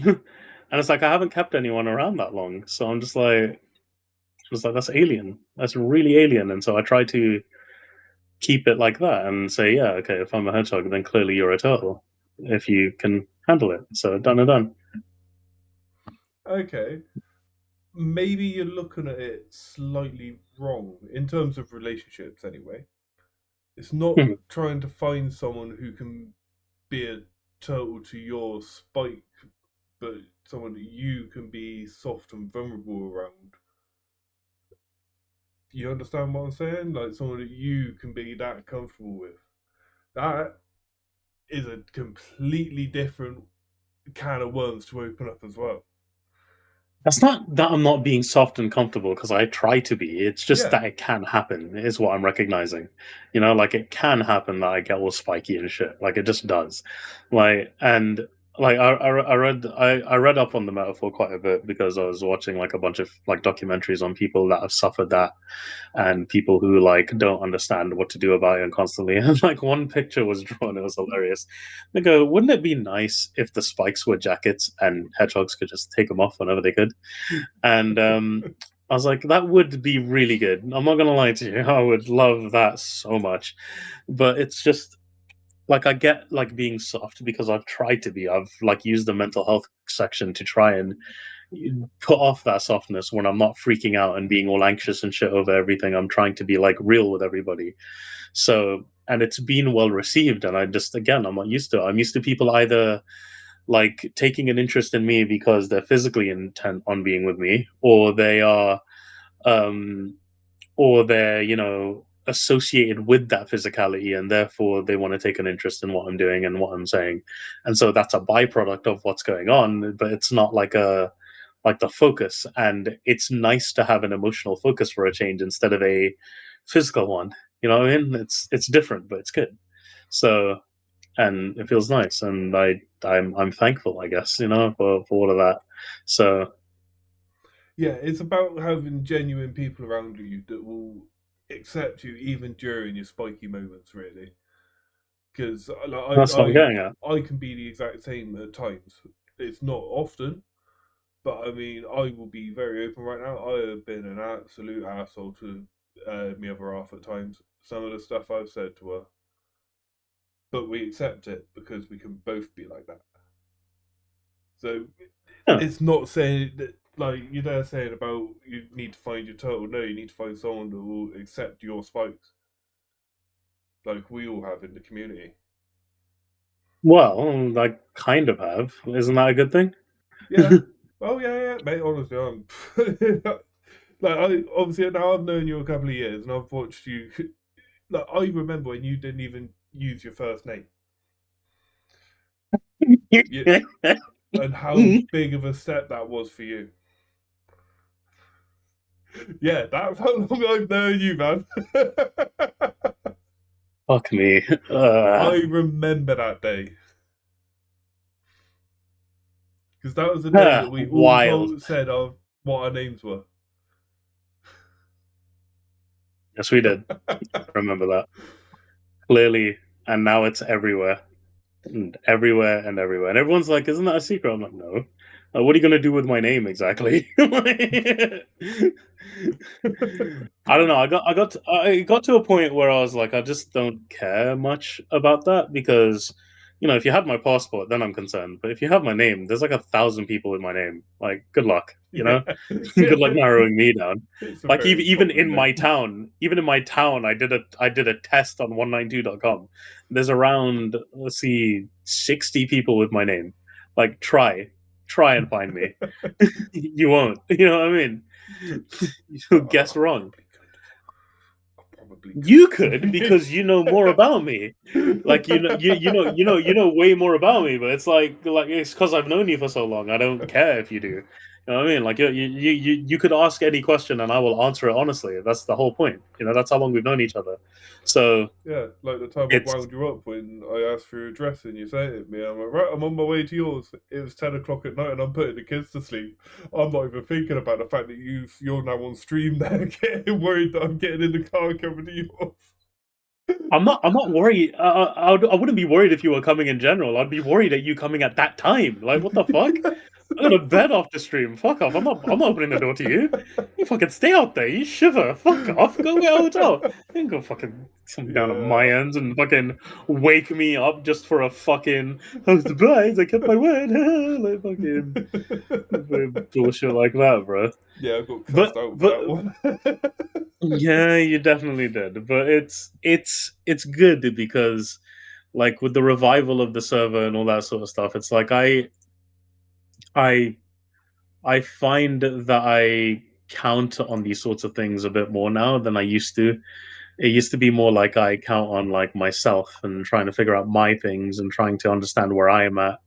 But I think meeting all of you and trying to understand how all of you are has tried to help me understand how I am. And that's the cool thing about like how I've bonded with everyone. Like everybody else when they bond like with people from what I've seen, they bond with them from like a social and a very specific perspective. But me, I'm trying to like bond and understand from every perspective. And this is why I make you talk about yourself, is because I want to know and I want to know what I can do in return in order to sort of like, work on what I need to work on. So it helps me figure out like what I'm not revealing and what I should be revealing. And I definitely keep a lot of things secret, but it's like I'm at that point where I'm like, if you ask the question, I will try to answer it. And I won't not give you an answer because I have to, but it just That might not be the answer you like. I'll be honest, there is no such thing as you never have to give anyone an answer for anything. Like I do understand being able to look at it from other people's perspectives, because when you're just trying to fix yourself, while you're talking to yourself, the one with the problem is trying to fix the problem. That that's circular reasoning, I believe they call it. You need someone else's perspective at times to be able to fix it. It'd be like you coming Yeah. to me and saying, "Oh, my car's not working. It's the alternator." And me look at it and go, "No, you idiot! It's the starter motor. Your alternator's fine. Watch." You know? Well, that's why I ask for it. That's why I do ask for advice now. Whenever Yeah. I have a problem, I try to. Like, I don't know immediately what to do. I keep telling people I'll react just angrily, and then people will say act civilly, and I'm like, okay, how do I do that? And then they give me an example, and I'm like, yeah, okay, I could do that. That's easy. That's just pretending I'm Chat GPT for a second. That's easy enough. So I'll do that when I'm discussing my problem with this person, and we'll go. And recently I've had a few problems with a few people, but it's not like life ending. It's just that Yeah. I've been a bit annoyed and I need to bring it up. And I've asked like advice. I've been like, okay, what do I do? Like, how do I handle this? And everyone who I've ever asked for advice, I've asked based on what I think they like might be experienced in being able to handle. It's not like I'm not gonna throw like one problem that you're not qualified or like you're not qualified. That's the wrong word. I Like you're not understand what you mean. ready to. You know what I mean? Like Yeah, you know haven't what I mean? got It's any like some relevant people are experience in the sort of thing. Like, you wouldn't come to me asking me a question on religion about your Sikh. You understand what I mean? Like, exactly it's exactly that. You know what I mean? And so I ask the questions based on who I think could provide relevant experience on that. And more often than not, it's been that everybody's had relevant experience in the areas that I'm having problems with because we all have mental health problems, we all have social problems, and it might not be the exact same scenario, but it might carry similarity, and therefore you might know better than I how to carry yourself within that scenario. And therefore, I ask, I'd be like, hey, so how do you carry yourself when this happens? And how do you do things when that sort of stuff happens? And how do you keep things sane? And more often than not, the advice is really good. It's really helpful. So I'm trying. I think the person who recently got most pissed off with the whole "I don't answer them" kind of thing is Orphea. She got really pissed at me. She's like, she's like, "Oh, damn it! Why don't you ever answer my questions?" And I'm like, "Well, because I want to know how you're doing. Like, it's more important to me." And she's like, "Yeah, but you can't keep fucking doing that. Maybe if I ask a question, you should fucking answer it." And I'm like, "Oh, well, that sounds like me now. So how about you stop?" And I gave my word to her as well that like if you ask now I'll be more transparent with you because I feel like I'm like waddling your chain a little bit and I shouldn't. So I'm learning and I'm growing and I'm trying to understand that. And yeah, I as a result now if she asks me a question I get to the point and I don't waffle around anymore. Although if some subject is intrinsically linked to how I'm feeling, then I will include the subject because it's important for context. yeah, Okay. yeah, absolutely. So it's just like yeah, I'm getting better. I'm getting better at doing it. No, it's good that you're like. now getting to a point where you're able to talk about yourself, because at the end of the day, you got to think this server that we're a part of. This didn't. Yeah, I'm a co-owner. So's Flip, Nose, Reef. This was your server. We came here because of you. We didn't come here because of anyone else. Essentially, we came here to get to know you. And trying to push that onto, I want to get to know my community. Well, yeah, I understand that. And that's great. But that's not what the community came for. The community came for your content, for you to get to know the streamer. Hence why I'm doing these sort of podcasts, so that we can essentially humanize the streamer, especially when they're one who, rather than answering "How are you?" is like, "Oh, I'm fine. How are you though?" Because they need to know everything that's happening in your life. You know what I mean? I'm not like the other people you're going to have on this podcast. You know this already. I know. I'm very, very different. It's a concern. But it's a habit I'm trying to break, and that's fine. I will continue to blame you and money for the reason the server's alive now. Thank you. For as long as I live, because it is your two's fault. You two both jumped into chat, be like, "You fucker, you this, you that, you fucking, you're letting this place die. How fucking dare you?" And it's actually insane because, like, since then I haven't looked back. Like, I've constantly said good morning. I've constantly tried to keep everything going, and everybody keeps it going. So I tell people I have like my quiet days. Like, everybody has a quiet day on this server. Like, today's a quiet day. I don't care. Yeah. Like, everybody needs to handle their real life. And Adelina like complains about that sometimes, and I'm just like, people have their lives that they have to deal with. It's fine. Like, we go through things in our lives, and we have to go through it. But I get the other question I get a lot is, how do you keep the server so active? Like, how is all of your fucking categories filled to the brim, and meanwhile we've opened like a suggestions box and no one's doing anything with it? And I'm like, my whole purpose is come as you are and not as you want to be. Like, be who you are first. You know what I mean? Don't be someone else, and don't like sugarcoat who you are. Be you. And I'm more than happy with that. And as a result, everybody's being themselves. Like, I have no rules. Like, the only rule I have is don't be a creep. So yeah, it's as easy as that. And so really, you could say like I keep the server going, but it's all of you too. Like, I don't want to have anybody to bounce off of otherwise, would I? So it's just that simple. yeah. Because I mean, I'm a member of other servers where they do the exact same as you. Every morning they're popping in and saying good morning, but they haven't got the interaction. Now, whether you call it charisma, whether you call it personality, I would say it's an issue with that actual person rather than with their server, because it's not the people that are in the server that's the issue. If you've got people in the server, then you should be able to talk to them all in some way or form. Don't get me wrong, there's people in our server that don't talk. But there's also ones that lurk, you know? Yeah, we have like 15 or 16 main contributors. Yeah. And that's pretty okay for a server, to be honest, of our size. And that works because everybody always like joins for the number or whatever, or joins for the announcement or whatever. It's like I have a friend I made recently, Farahino. He's a lurker, but he keeps track of my every announcement and he'll constantly reference it on his stream. And I'm like, yeah, I get it. That's fine. And you don't have to like constantly talk in my server. That's not what I'm here for. I'm here just to have a good time. And like, it's like Gregor came to the server because we're more degenerate than any other server he's been in. Like, whenever he can, he joins the voice chat and fucking goes full Indian on me and full like trying to get every fucking type of inappropriate joke out of any kind of situation, which I appreciate because we should have that freedom of speech. So I'm like, yeah, like if you feel comfy here, that's great. And I wouldn't ever tell like Gregor that, but like it's good that he feels comfy enough to just be himself here, where he has to hold back everywhere else. So I'm like, that's good shit. Like, it's really nice to see. And there's only one other server I ever see him active in, and we're in like 60,000 servers together. Well, that's an overstatement. We're talking like maybe five servers together, and he's only partially active in one, and joins voice chats in ours. So it's like, it's the freedom it's good. We're after.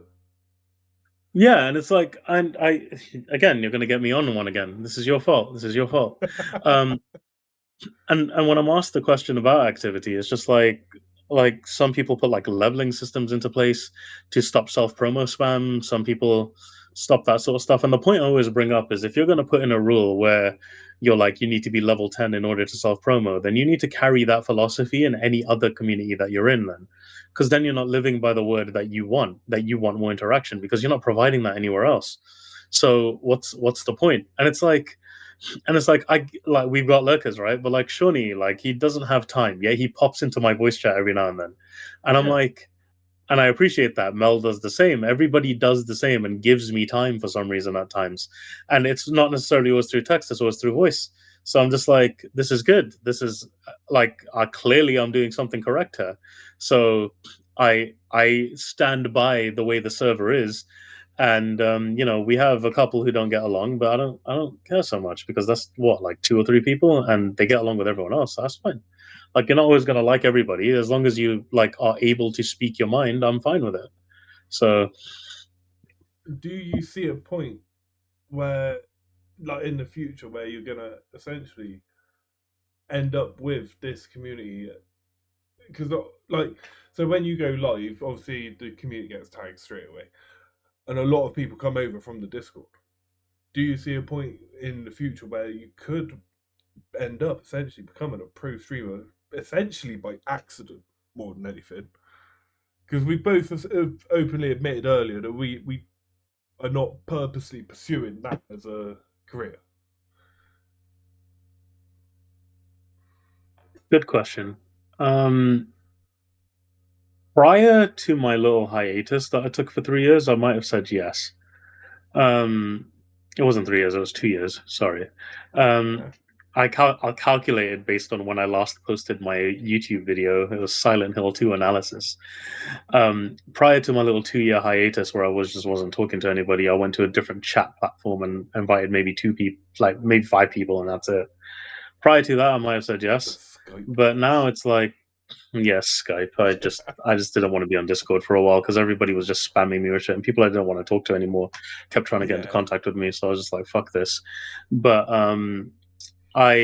I might have said yeah back then, because back then I was a bit more serious about streaming as well. I was like, yeah, I should be doing this full time. I should get out of this job and try and promote myself more. And it's just like that, numerically, when I look at the numbers, they're still the same. Like, it's the same as before. Like, I'm getting 20 maybe, but primarily what I tell people is all about my stream. And I had a rant about it when I went live, when Ken had a problem. I go, my stream's not here for you to be here all day. Like, I get if you have to look. Like, I have quiet streams, I have loud streams. My subathon was loud, quiet, loud, quiet, loud, quiet. Baldur's Gate starts loud, gets quiet. Enshrouded starts loud, gets quiet. It's fine. Like, I get that you have other places to be, even if there's other streams. I don't mind. Like, it's okay. Like, I'm not doing this to take your attention away from anyone else. I'm doing this because I just want to share what I have, and that's it.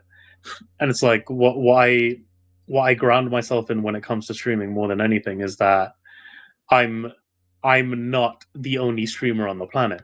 So when people are like, people should pay attention to you, I'm like, I don't think so. Like, I'm not as hyperactive as, say, Lalo. I'm not as interactive as Bullet. I'm not as, what's the word, inclusive as Corgi. Like, I'm not any of those things. I'm just a dude on the internet. That's all I do, and that it's nothing else to me. So if you like it, you like it. If you don't, you don't, and that's okay. I don't mind. But it does hit me a little hard when someone's like, "Yeah, you could become a pro if you put in a bit more time and effort, the same way everyone else is," because you could hit that 40-50 within like a week, and I'm like, I don't think I could, because that's not what I'm aiming for. So it's not where I am. Yeah. So because it's not something you're aiming for, what I was on about more is like, if the community carries on to grow, because the community's not getting any smaller at the end of the day. Like, this No. isn't going to be. I'm not on about like in a week or 2 weeks or even a year. I'm on about like 5 years down the line. Like, because there is always, if the community carries grow at the rate that it is, there's going to be a point where, if you are still streaming, you will be at the partner level. You understand what I mean? I get that. And I've seen how much it takes for other people to do that as well. I've seen like the movement is called partner push. I think when people really want that, um, and when they want to be part of that, like Juice started a partner push at some point. So did someone I know called Natalie, and so did Layla. Yeah. So everybody is pushing for these things, but I think because I don't push for it, I don't think it will land. Like I don't. I'm because it's weird for me because again, this is your fault that this is going on long now. Um, I give it to like 12 maybe. Yeah. So Yeah, um, we got time. yeah, because I start late tomorrow anyway, so I'm not really concerned about sleep just now. But if you are, tell me. Um, but the way I look at communities when I'm in them, right, is that there's a sense of sort of idealization towards the streamer that you're watching. Like you think of them a certain way, right? Now, I've always discouraged that. I've always said, think for yourself. Don't think of like my image. Think of what you know of me, because I've made the point to be as transparent about who I am on stream, rather than putting up a front, like thanks guys. It's been so much to me, that sort of shit. Yeah, yeah. Like if you're being a cunt, I will tell you you're being a cunt. End of story, right? So, and it's fine, and it's like I think the streamers that get that far ahead are the ones that express gratitude more than anything, and put on the image of this person that they are online compared to who they are in their reality. Whereas me, I put in my reality in everything I do. I don't. I'm not the guy who's going to be all like pep in my step constantly. I'm just going to be the dude who's there, like just trying to have a good time, not necessarily having a good time. Maybe I might have a stream where I'm just fucking dead quiet and I don't want to talk to you. But it's because of that I don't think I fit that mold very well. Um, there's examples like I've got communities that I mod for where the idealization is based on a figure that they put up or like a personality that they put up. And it's always, people always resort to one of two things. They resort to either intentional crudeness, which is not something I do. I'm just crude by nature. I don't try to think up like the worst thing on the spot. I just say the worst thing I can because that's what's going through my brain at the time. They'll go through like the flirtatious phase Yeah. with their chat, which is a thing. Like they get like Yeah, it's they weird. realize there's a feature that they're drawn to, and then they'll have like some sort of flirtation going on with their chat. Or they'll go through a phase where they're overly gratuitous and they're overly like, thank you so much. You guys are so amazing. You guys are this, you guys are that, you guys are this. And I tell you guys you're amazing a lot anyway, because you are. I don't say it because you're giving me something. I say it because I know you as people. I've taken the time to know you. I've taken the time to chat to you and understand you. If I don't know you, I'm not going to tell you off the bat that you're amazing. I'm just going to say, hi, how are you?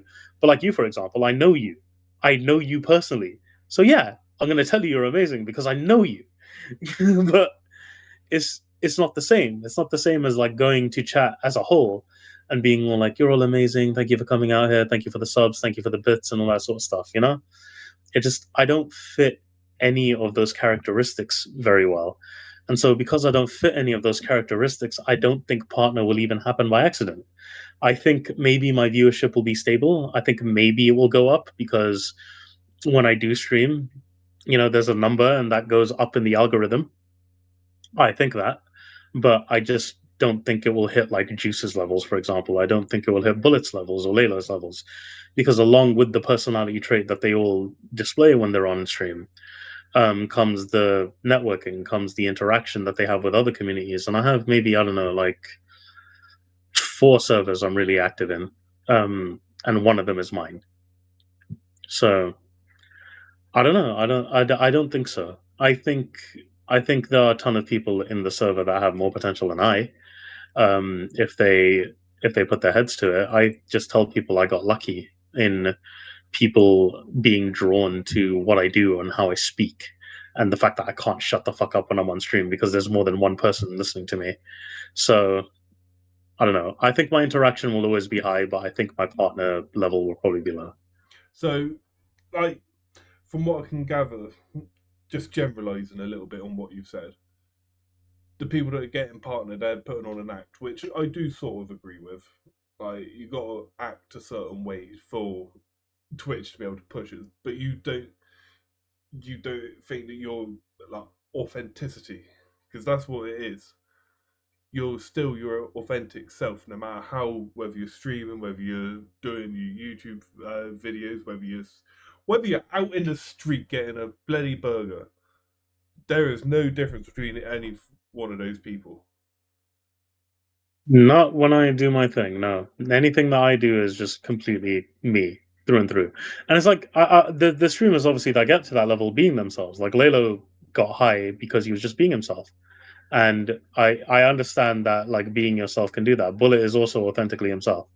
So I'm like, yeah, but there is an edge to the type of interaction that you have to give and the kind of focus you have to give to keep yourself going for that period of time. Because I know Lalo and Bullet, for example, are themselves throughout their stream, but the interaction focus is something that they have to give more than they would in their real lives. And so there is still a mold to fill, regardless. There is absolutely still a mold to fill, which again I don't fit my very well because I focus on chat, sure, but I'm not like the guy who's like, this streamer is suddenly important to me because of this, or this streamer is suddenly important to me because of this, because I just met them and I think they're cool. I take the time to get to know you, and if I stumble upon a random streamer and I don't like their energy, then I just don't interact. I don't look. You know what I mean? And I throw support mostly at the channels that I'm most familiar with, and not to some like channel that I've just randomly discovered. So it's just not the same. Like it's just not the same. There's a networking aspect that has to be done in order to reach partner, and I don't fit that. Everybody else does. So Yeah, because you got the entertainment value. Because at the end of the day, that's all streaming is. It's entertaining the masses. It's not like you can do IRL, you can do streaming, games, you can do whatever you want with streaming. As long as you're entertaining, you'll become big. That's the way I've always looked at it. Now, the longer that I've done it, and the more I actually, because when I say that's how I looked at it, that was when I was just watching stream. When I started streaming, that's when you realise that there is more to it. There is almost like an act you have to follow, a person you have to be. Like some people are naturally, like you said, Bullet, Lalo, very good examples. They're very charismatic people. Yeah, and they are by very nature. likable people by nature. Like, so of course they're going to go well. I don't see myself as that. Hence, why I'd never see myself as that. You know, that is down to my own personal issues. So say it. You know, like I know I can be a bit abrasive at times, but that is what it is situation. Because I just find I find the wrong things funny. The sort of stuff that would. Same. Yeah. Now I'm starting to realise why we'd never make it big, because we do like the same things. Yeah, that's the thing. It's like, and that's the thing with the whole freedom of speech thing that we have in our chats as well. Everyone has rules. Everybody has rules. Glennon has rules. Fucking Reef has rules. We all have rules that we follow. But you and I, for example, we don't have that. We want the most degenerate thing to be said, Yeah. and it's not the same anymore. It's like Lalo and Bullet both, even they have rules. You know what I mean? They have rules on what can and can't be said, and what can be brought up. One major thing, obviously, is politics. Like no streamer allows that, but you and I do. We're straight to the point with that shit. If you want to talk about your political outlook, we'll get in on it and we'll chat about it. Just don't expect me to agree with you. It's that easy.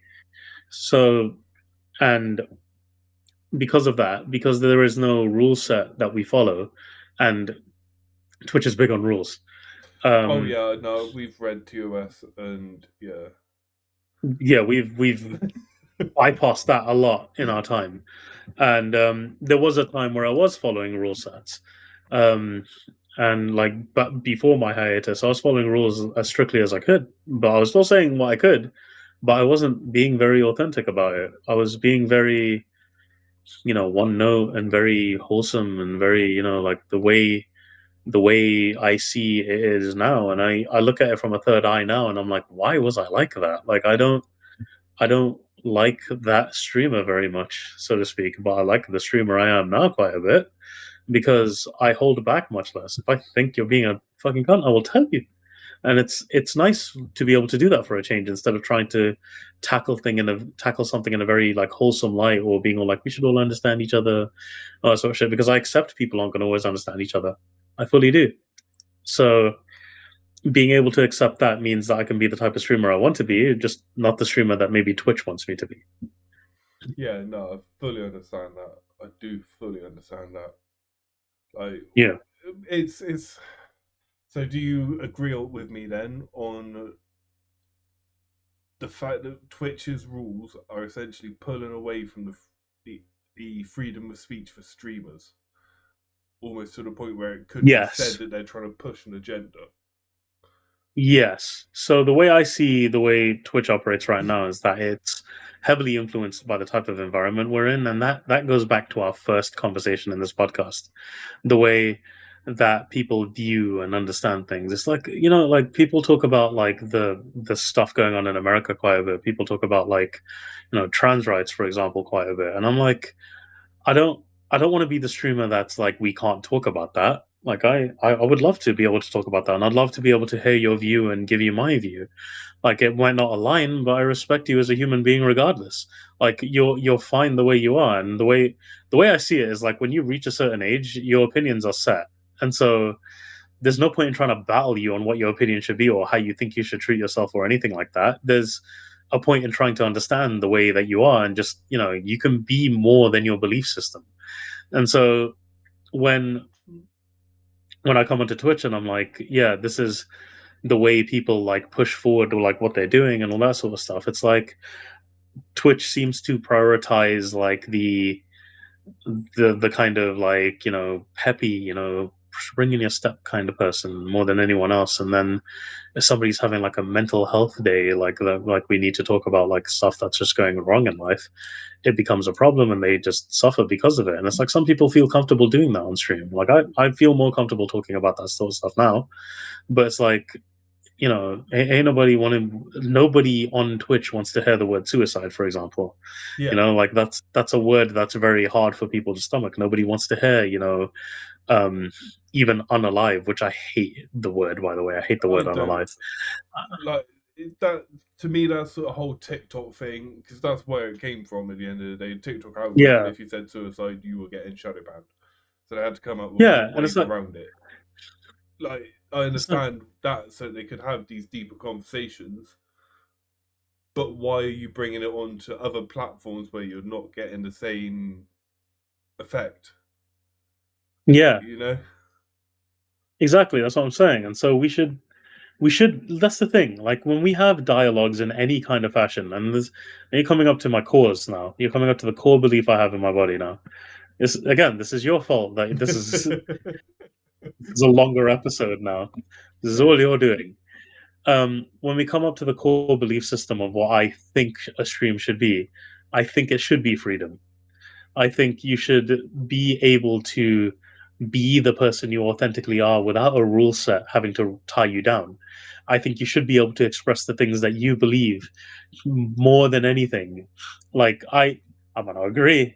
I may not ever agree with you. I may think that you're a fucking idiot, but I respect the fact that you want to talk about it, and so that makes me happy. So we should be able to, as streamers, have a dialogue with our audience and not just talk about like so a little while ago I was in a stream for some dude, I forgot his name, but he was like a guy who liked to have conversations on his stream more than anything and then do co-working, right? Yeah. And I was like, I'm trying to see what your limits are, which is why I'm doing this, right? I want to see what your line is and what I can cross when I talk to you and what I can't. Because if we do have a one-to-one chat one day, you have to expect that I'm not going to filter. You have to understand that that's not who I am, and you're putting yourself on the internet, so you're down to criticism whether you like it or not. And the chat fucking backs it, and they're like, they don't back me, they back him. They say we need to find nicer limits to push. I'm like, what's a nicer limit? because if you're talking about like fluffing up a word like a limit, right? A limit is something that someone can't stand, something that can be Yeah, broken, something that it's can an miss. end point, not, Yeah, you know? yeah, and it's like you can't find a nice limit because any limit that can be broken is a limit that has to fucking shatter and be the endpoint of that thing first. It's like we can talk about how it's positive that you broke a limit of lifting a weight, for example, but you had to break something to get there. Yeah. You know what I mean? So it's not a nice limit by nature. It's a nice in its outcome. But as a limit on its own, as an inhibitor, it is not a good thing. It is a terrible thing to go through to start because it hurts. There's always going to be pain involved in a limit that breaks. And so if you're going to use the term nice limit, you frankly have no fucking idea what you're on about at that point. Because, like, what even does that mean? What is a nice limit to you? And then someone will say, a nice limit's like what they can take as a compliment and all that sort of stuff. I'm like, still that has to break. Still that has to break their tolerance for it. And so in order for them to reach that acceptance, something has to break first. Something has to shatter, some notion, some preconception, something has to be done. So the reason I test you and see what your limitations are is because you're gonna fucking find out that I don't have one. So good luck is what I say to you. And again, I agree. I do think though that there is a place for the rules, especially on Twitch. Not all of the rules, because at the end of the day, there are people out there that just they've got hatred in their soul. They just want to spread hate, no matter what. They don't care who you are. They just want to try and upset you and make your day as bad, as worse as they physically can. Like, there's websites out there that have these sorts of streams. I've found them whilst like just perusing the interwebs, and you're watching it, and it's far right stuff, and it's neo-Nazi stuff, and like that sort of stuff. It's an extreme level. I do think that there should still be a freedom of speech, but you've got to work within the extremes. Now, to me, it seems like Twitch and frankly Amazon, the overarching company, because let's be fair, it's not Twitch, it is Amazon. Jeffrey Bezos. Yeah. It's almost going to like. This might get us cancelled already. That's the second episode sound. Right. It's almost See, like this it's is going too far left. You know what I mean? It's because I'm your guest. We're going. Yeah. Let's deep it. It's almost like it's going too far left, too liberal. Like you have to, like, to be successful, you have to be all inclusive. You have to accept trans people. You have to accept this, that, the other. You have to accept however many genders there now are, like 70 something. Or last I checked, there's 2, but that's just me. Like, call me old fashioned. But your opinion, I don't mind. Yeah, it's rooted in who you are, and like I can't cuss you for it. What am I gonna do? This is one of the things. My opinion is what means that even from me just saying that, this whole podcast could end. Like exactly, which is stupid. Exactly, because people get going back to something I said way back when. People get their opinion mixed with fact. Dissonance, bro. It's called dissonance. It's cognitive dissonance. Like stupidity. Your opinion on a matter, right, shouldn't paint the person you are. You know what I mean? Like you can have an opinion on like this anything that's an opinion, to be honest. Like you can be like, like country music sucks, for example. Like that's my opinion. I hate country music, right? Well, so you're wrong, but yeah, okay, fine. But again, we have a differing opinion. That doesn't mean I suddenly hate you. You know what I mean? I don't think you're a bad person for liking country music. I just think your ears are wrong. That's it.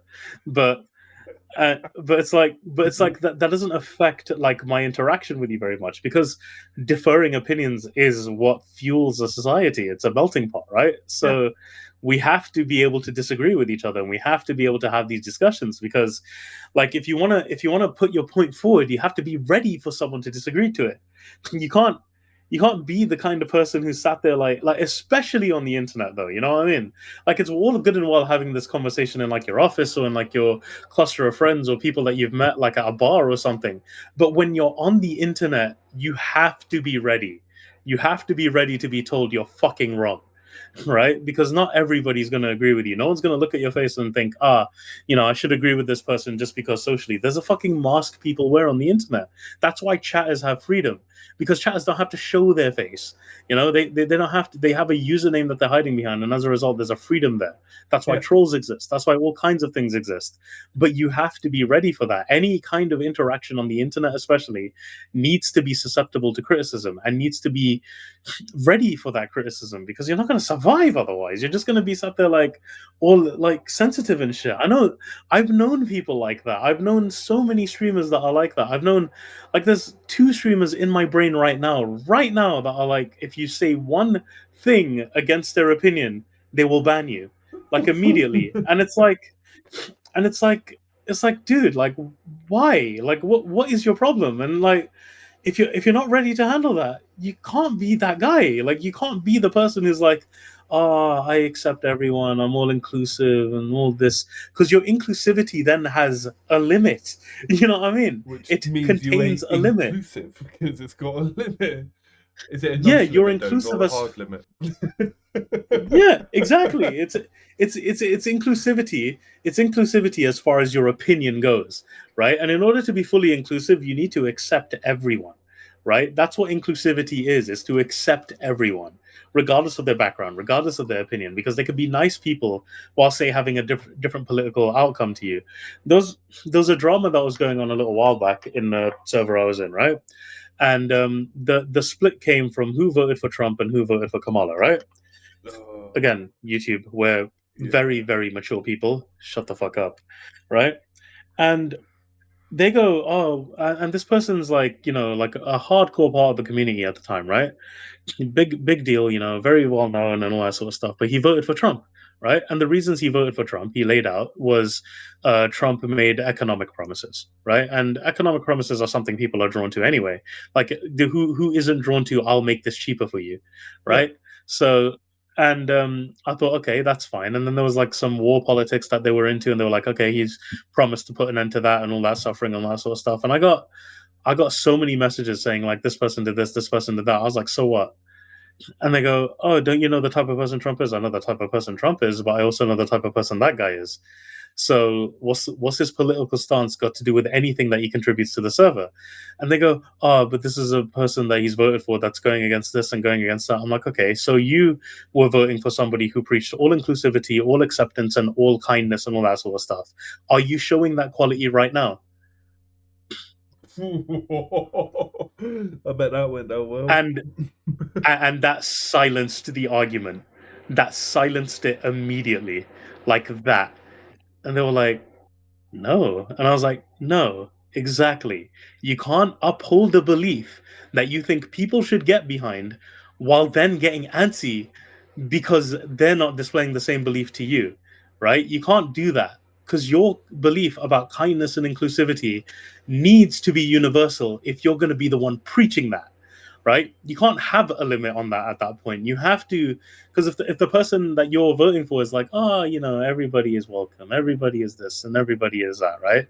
Then if that's the message you get behind, that's the message you need to practice. And you can't sit there and be all like, but there's a limit to what I can accept.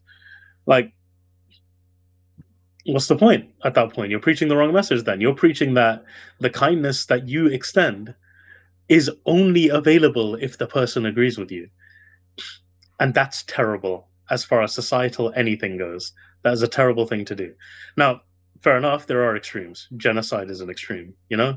Actual fundamental hateful behavior is an extreme. And I understand that we can't show kindness to mass death and we can't show kindness to like neo-Nazism and things like that. I fully get that, right? That's a Yeah. perfectly rational thing to do given the outcomes of the past, But right? that's an That's caution. extreme because that is That's an extreme. exactly. It's even in the name, extremist. Like it's Yeah.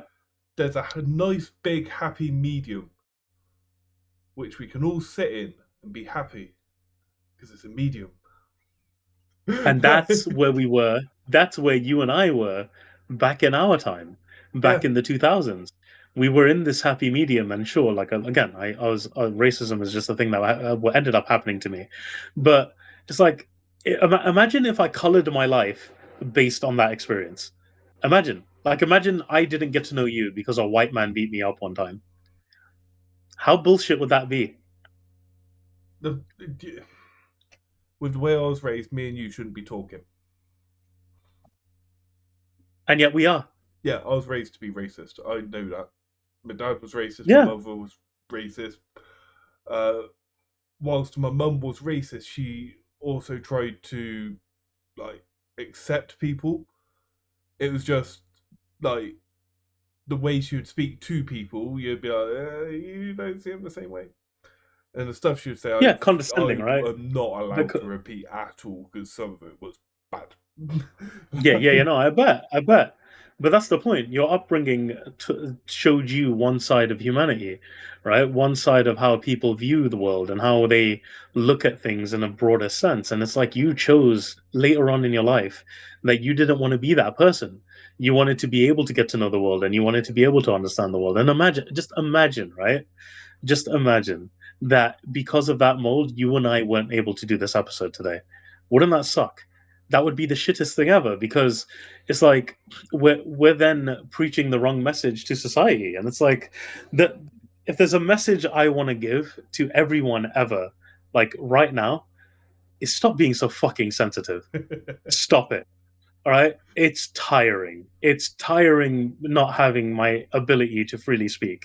It's tiring having to tiptoe on eggshells, and it's tiring getting like warning after warning after warning because I said something.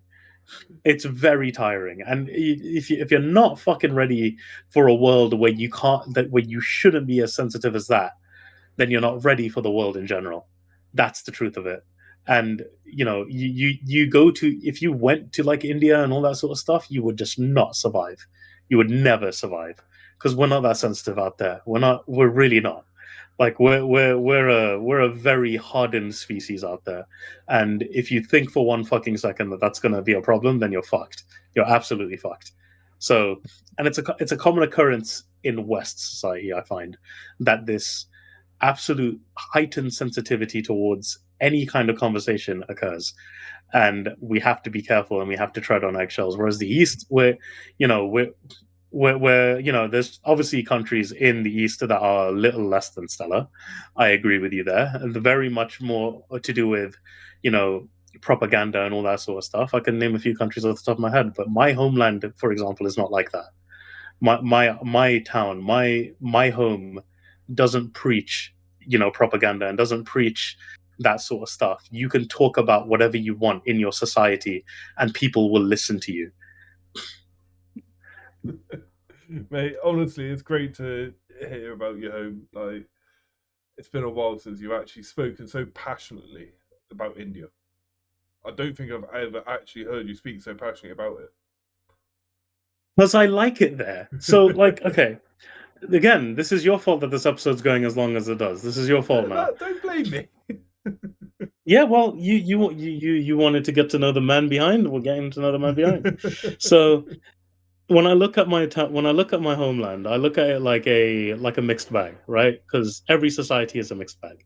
You have like the outliers that are really fucked up people, right? You have people who want like a thing called Khalistan to be made, who just believe one race should rule all, and then you have the Agoris, which are no shit to you, cannibals. Swear to God. Nice. But these are outliers.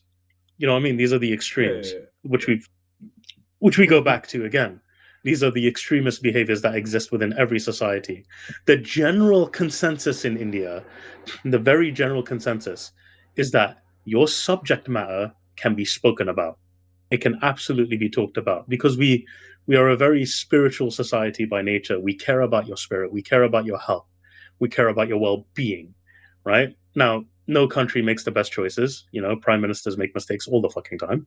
I can't say I like Modi because Modi's made a few mistakes in his time, but that's the consequence of leadership. And I I've accepted this as a human being and as a grown man. I understand that prime ministers are not perfect people. But no one in India at all, no one ever in India, the general consensus, the large consensus, is going to tell you to fuck off this planet and never speak to them again just because you expressed a different opinion. Nobody. I guarantee it. Which is the way it should be everywhere, frankly, because why should someone I have said to people, if my words have offended you that much, that is not how is it a me problem? Because words are just words. Yeah, exactly. They are just words. And the greatest thing I can say about that is that if you're worried about an opinion I have, then you have nothing going on. Because the way I see it is like, okay, like we all have our personal things that we're dealing with, bills, fucking economy, cost of food, cost of rent, all these sorts of things, problems. I have problems like that all the fucking time. Like as you know about me, I'm perpetually broke. I fund my home, so Yeah. of course I'm broke, right? And these are the things I worry about. I don't worry if somebody fucking turns around and calls me a brownie to go back to my country. Like I don't care, because I have bigger fucking things to do in my life, And so especially if you're offended on someone else's behalf, that pisses me off so bad. Oh God, I find it hilarious. I find that so you stupid. Be offended because of someone else? Yeah, exactly. It's like you being offended for me. Like, Yeah. well, if I'm not offended, why are you? Like, what is going on in your life that you're so able to worry about the fact that I could be offended compared to what you're dealing with at the moment? Like, it's like I can't focus on those things because those things matter to me so little. Like, we're here on a mental health podcast, and I care more about your mental health than I do about somebody being racist towards me, because that's an actual problem to me. You know what I mean? It's an issue that we have to deal with because mental health can strain you. It can fuck you up in ways that you cannot imagine. But someone saying something offshoot racist to you, I'll forget in like 5 minutes. I'm just like, okay, sure. Nice. If it's a particularly good joke, though, I won't forget. I'll fucking reference that shit because it's hilarious. But if it's like somebody just telling me to go back home, I'm just like, cool. Good job, you. Here's my key. Let me walk in my house. Yeah, I'm so proud of you for saying that. It's like, and it harkens back to that sensitivity. It's like you can't be the type of person that looks at that sort of shit and think that should dictate your life, because the whole like human rights has a place, right? Human rights has a place in terms of like extremism. Like, we shouldn't be genociding a group of people. Like, I agree with that, right? But somebody offshooting a racist comment is not a human rights issue. It's a sensitivity issue. It's somebody being way too receptive to the idea that somebody might be right about their race. And if you're being offended by the fact that somebody's saying something disparaging about your race, that means you see a fault in it too. And that's a concern. You shouldn't see a fault in your identity, but if you do and you're offended, then you see that fault. And that's a problem. And that's where your sensitivity lies. Yeah, no, I just remembered someone, as you were speaking, it came to my mind. And it is one of those things that it can't be taken out of context, because if what I say gets taken out of context, then it makes me sound so bad. But a racist is stupid because hold on 1 second. Let me just do a disclaimer for you, okay? Before you say your thing. Hey, YouTube, we're having a discussion. Hey, viewers, we're having a discussion. We're mature people. We're very grown men. We're millennials, believe it or not. Crazy. I know we act older than that sometimes. But because of the nature of this conversation, because we're very open to dialogue, I think Dos can say whatever he wants, and you should take it. Go. So, to just be racist, it just shows a lack of intellect, because it is very stupid to hate someone just based on the colour of their skin. Because that is what racism is at its core. Xenophobia, that is, you've learnt their culture, and now you don't want their culture here. So really, like, you want to step up your racism and be xenophobic, essentially, because at least then you're learning about a culture. And as we both know, when you learn about culture, you are more likely to integrate it into your own instead of shun it away. Yeah, absolutely. So Like, surely do the you cure know? for racism is xenophobia. Oh yeah, clearly. Duh. What a cure that turned out to be, eh? But in a way, you're right. It's like, what's England's fucking national dish? Tikka masala.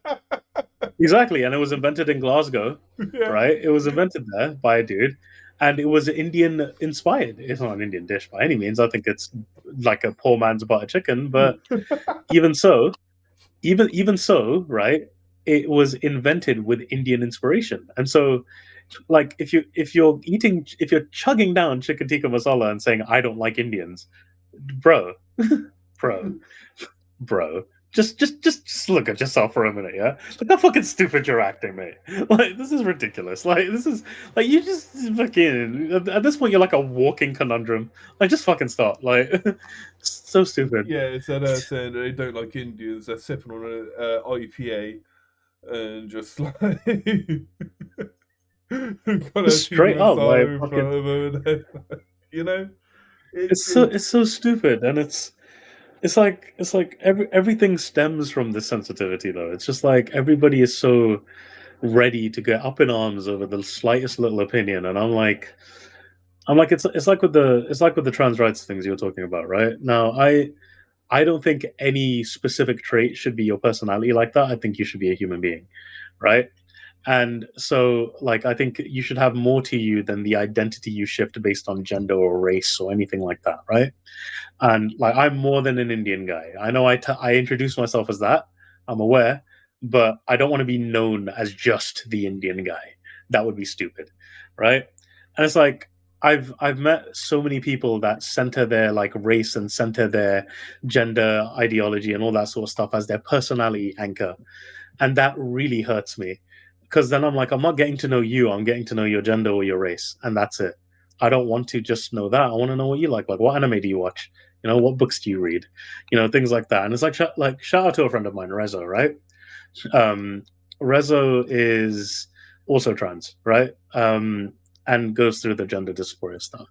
But she's so like that's so past like our conversation sometimes. Like when I talk to Rezo, like we talk about like shit coffee, or we talk about like cats, or we talk about like fucking Chloe being an absolute asshole to me in the morning, or something like that, rather than it just being like centered around this identity politic instead. And I appreciate that because of Rezo, I've started to understand things about like the trans movement more and all that sort of stuff, and I kind of understand like where it comes from, and how it starts and all that sort of stuff. And it's all because Rezo was more than just her gender identity. She was a human being underneath all of that, And then like with back in my like heydays when I was like afraid of every other race, yeah, I went through that too. yeah. I went through a phase where I just didn't want to know any other race. I was thought like Indian people were fine and that's it. I can get along with them. But then I met like a girl called Clarice, who I had a major crush on, by the way. And I was like, part of me was like, oh, a white person, but then also like, oh my god, she's so pretty. And then like, I got talking to her, and again, she was beyond just this Irish descent person. She was like this person who liked art. She wanted to be like a tattoo artist when she grows up, and all that sort of stuff. And I was like, this is an amazing thing for me to suddenly learn, because now I'm getting to know a human being beyond their color, and I'm really happy about that. So it's like there's so much that you're missing out on as a human being and getting to know your fellow people by just sticking to like racial politics or gender politics or like politics. There's just so much of the world that you just will not experience because of that. And I find that sad. I find that sad that that's where we are as a society. It's tragic. It really is. 100%. Any type of politics is basically me versus them. You know what I mean? But yeah. Yeah. I think it's time to wrap this up because it is coming up to a late time, and I need to go to the toilet. Yeah. But I believe you got a book that you should be plugging. Right here. If you hold it the right way. Well, I can't do anything about the mirror image, can I? Fucking hell. But yeah, no, dude, my baby, inspired by the community here. You are able to find this on a Ko-Fi store near you. You get a physical copy for a cost, but the e-copy will forever remain free. Because a digital copy shouldn't be, I don't think, should be paid for like that to begin with. But the only reason I say pay for this is because one, there's a cost in shipping, and one, there's a cost in production. So I require to make that money back, and I do think I deserve a little something for putting this together. So all hard copies come signed. They come with a personalized message if you want one, or if I know you, I'll write my own message. Not even a problem. Generally, they take about like up to 12 working days to arrive because I do them by order. I don't do them by like bulk that I just have stock lying around. And therefore, they're done by order and they're sent directly. And depending on where you are in the world, it can either be 5 working days or it can be 12 working days to arrive to you. Hopefully, it's 5 in most cases because I'd like for you to have that as soon as possible. And yeah, get yours now. Hopefully, there'll be a link in the description later. Yeah, there'll be a link down in the description. Absolutely, 1000%. Yeah. How would you like to round this off? It has been a great this chat with you. I do look forward to having you back on because there's still topics that I do want to discuss with you. It's just we've been recording for nearly 4 hours. Whoa! What? Yeah. So, like I said, I'm probably going to get you back on because there is still stuff that we could discuss and we could discuss for days. But yeah, I'm at the 3 hour and 50-minute mark. So, but yeah, thanks for coming on, man. Do your outro.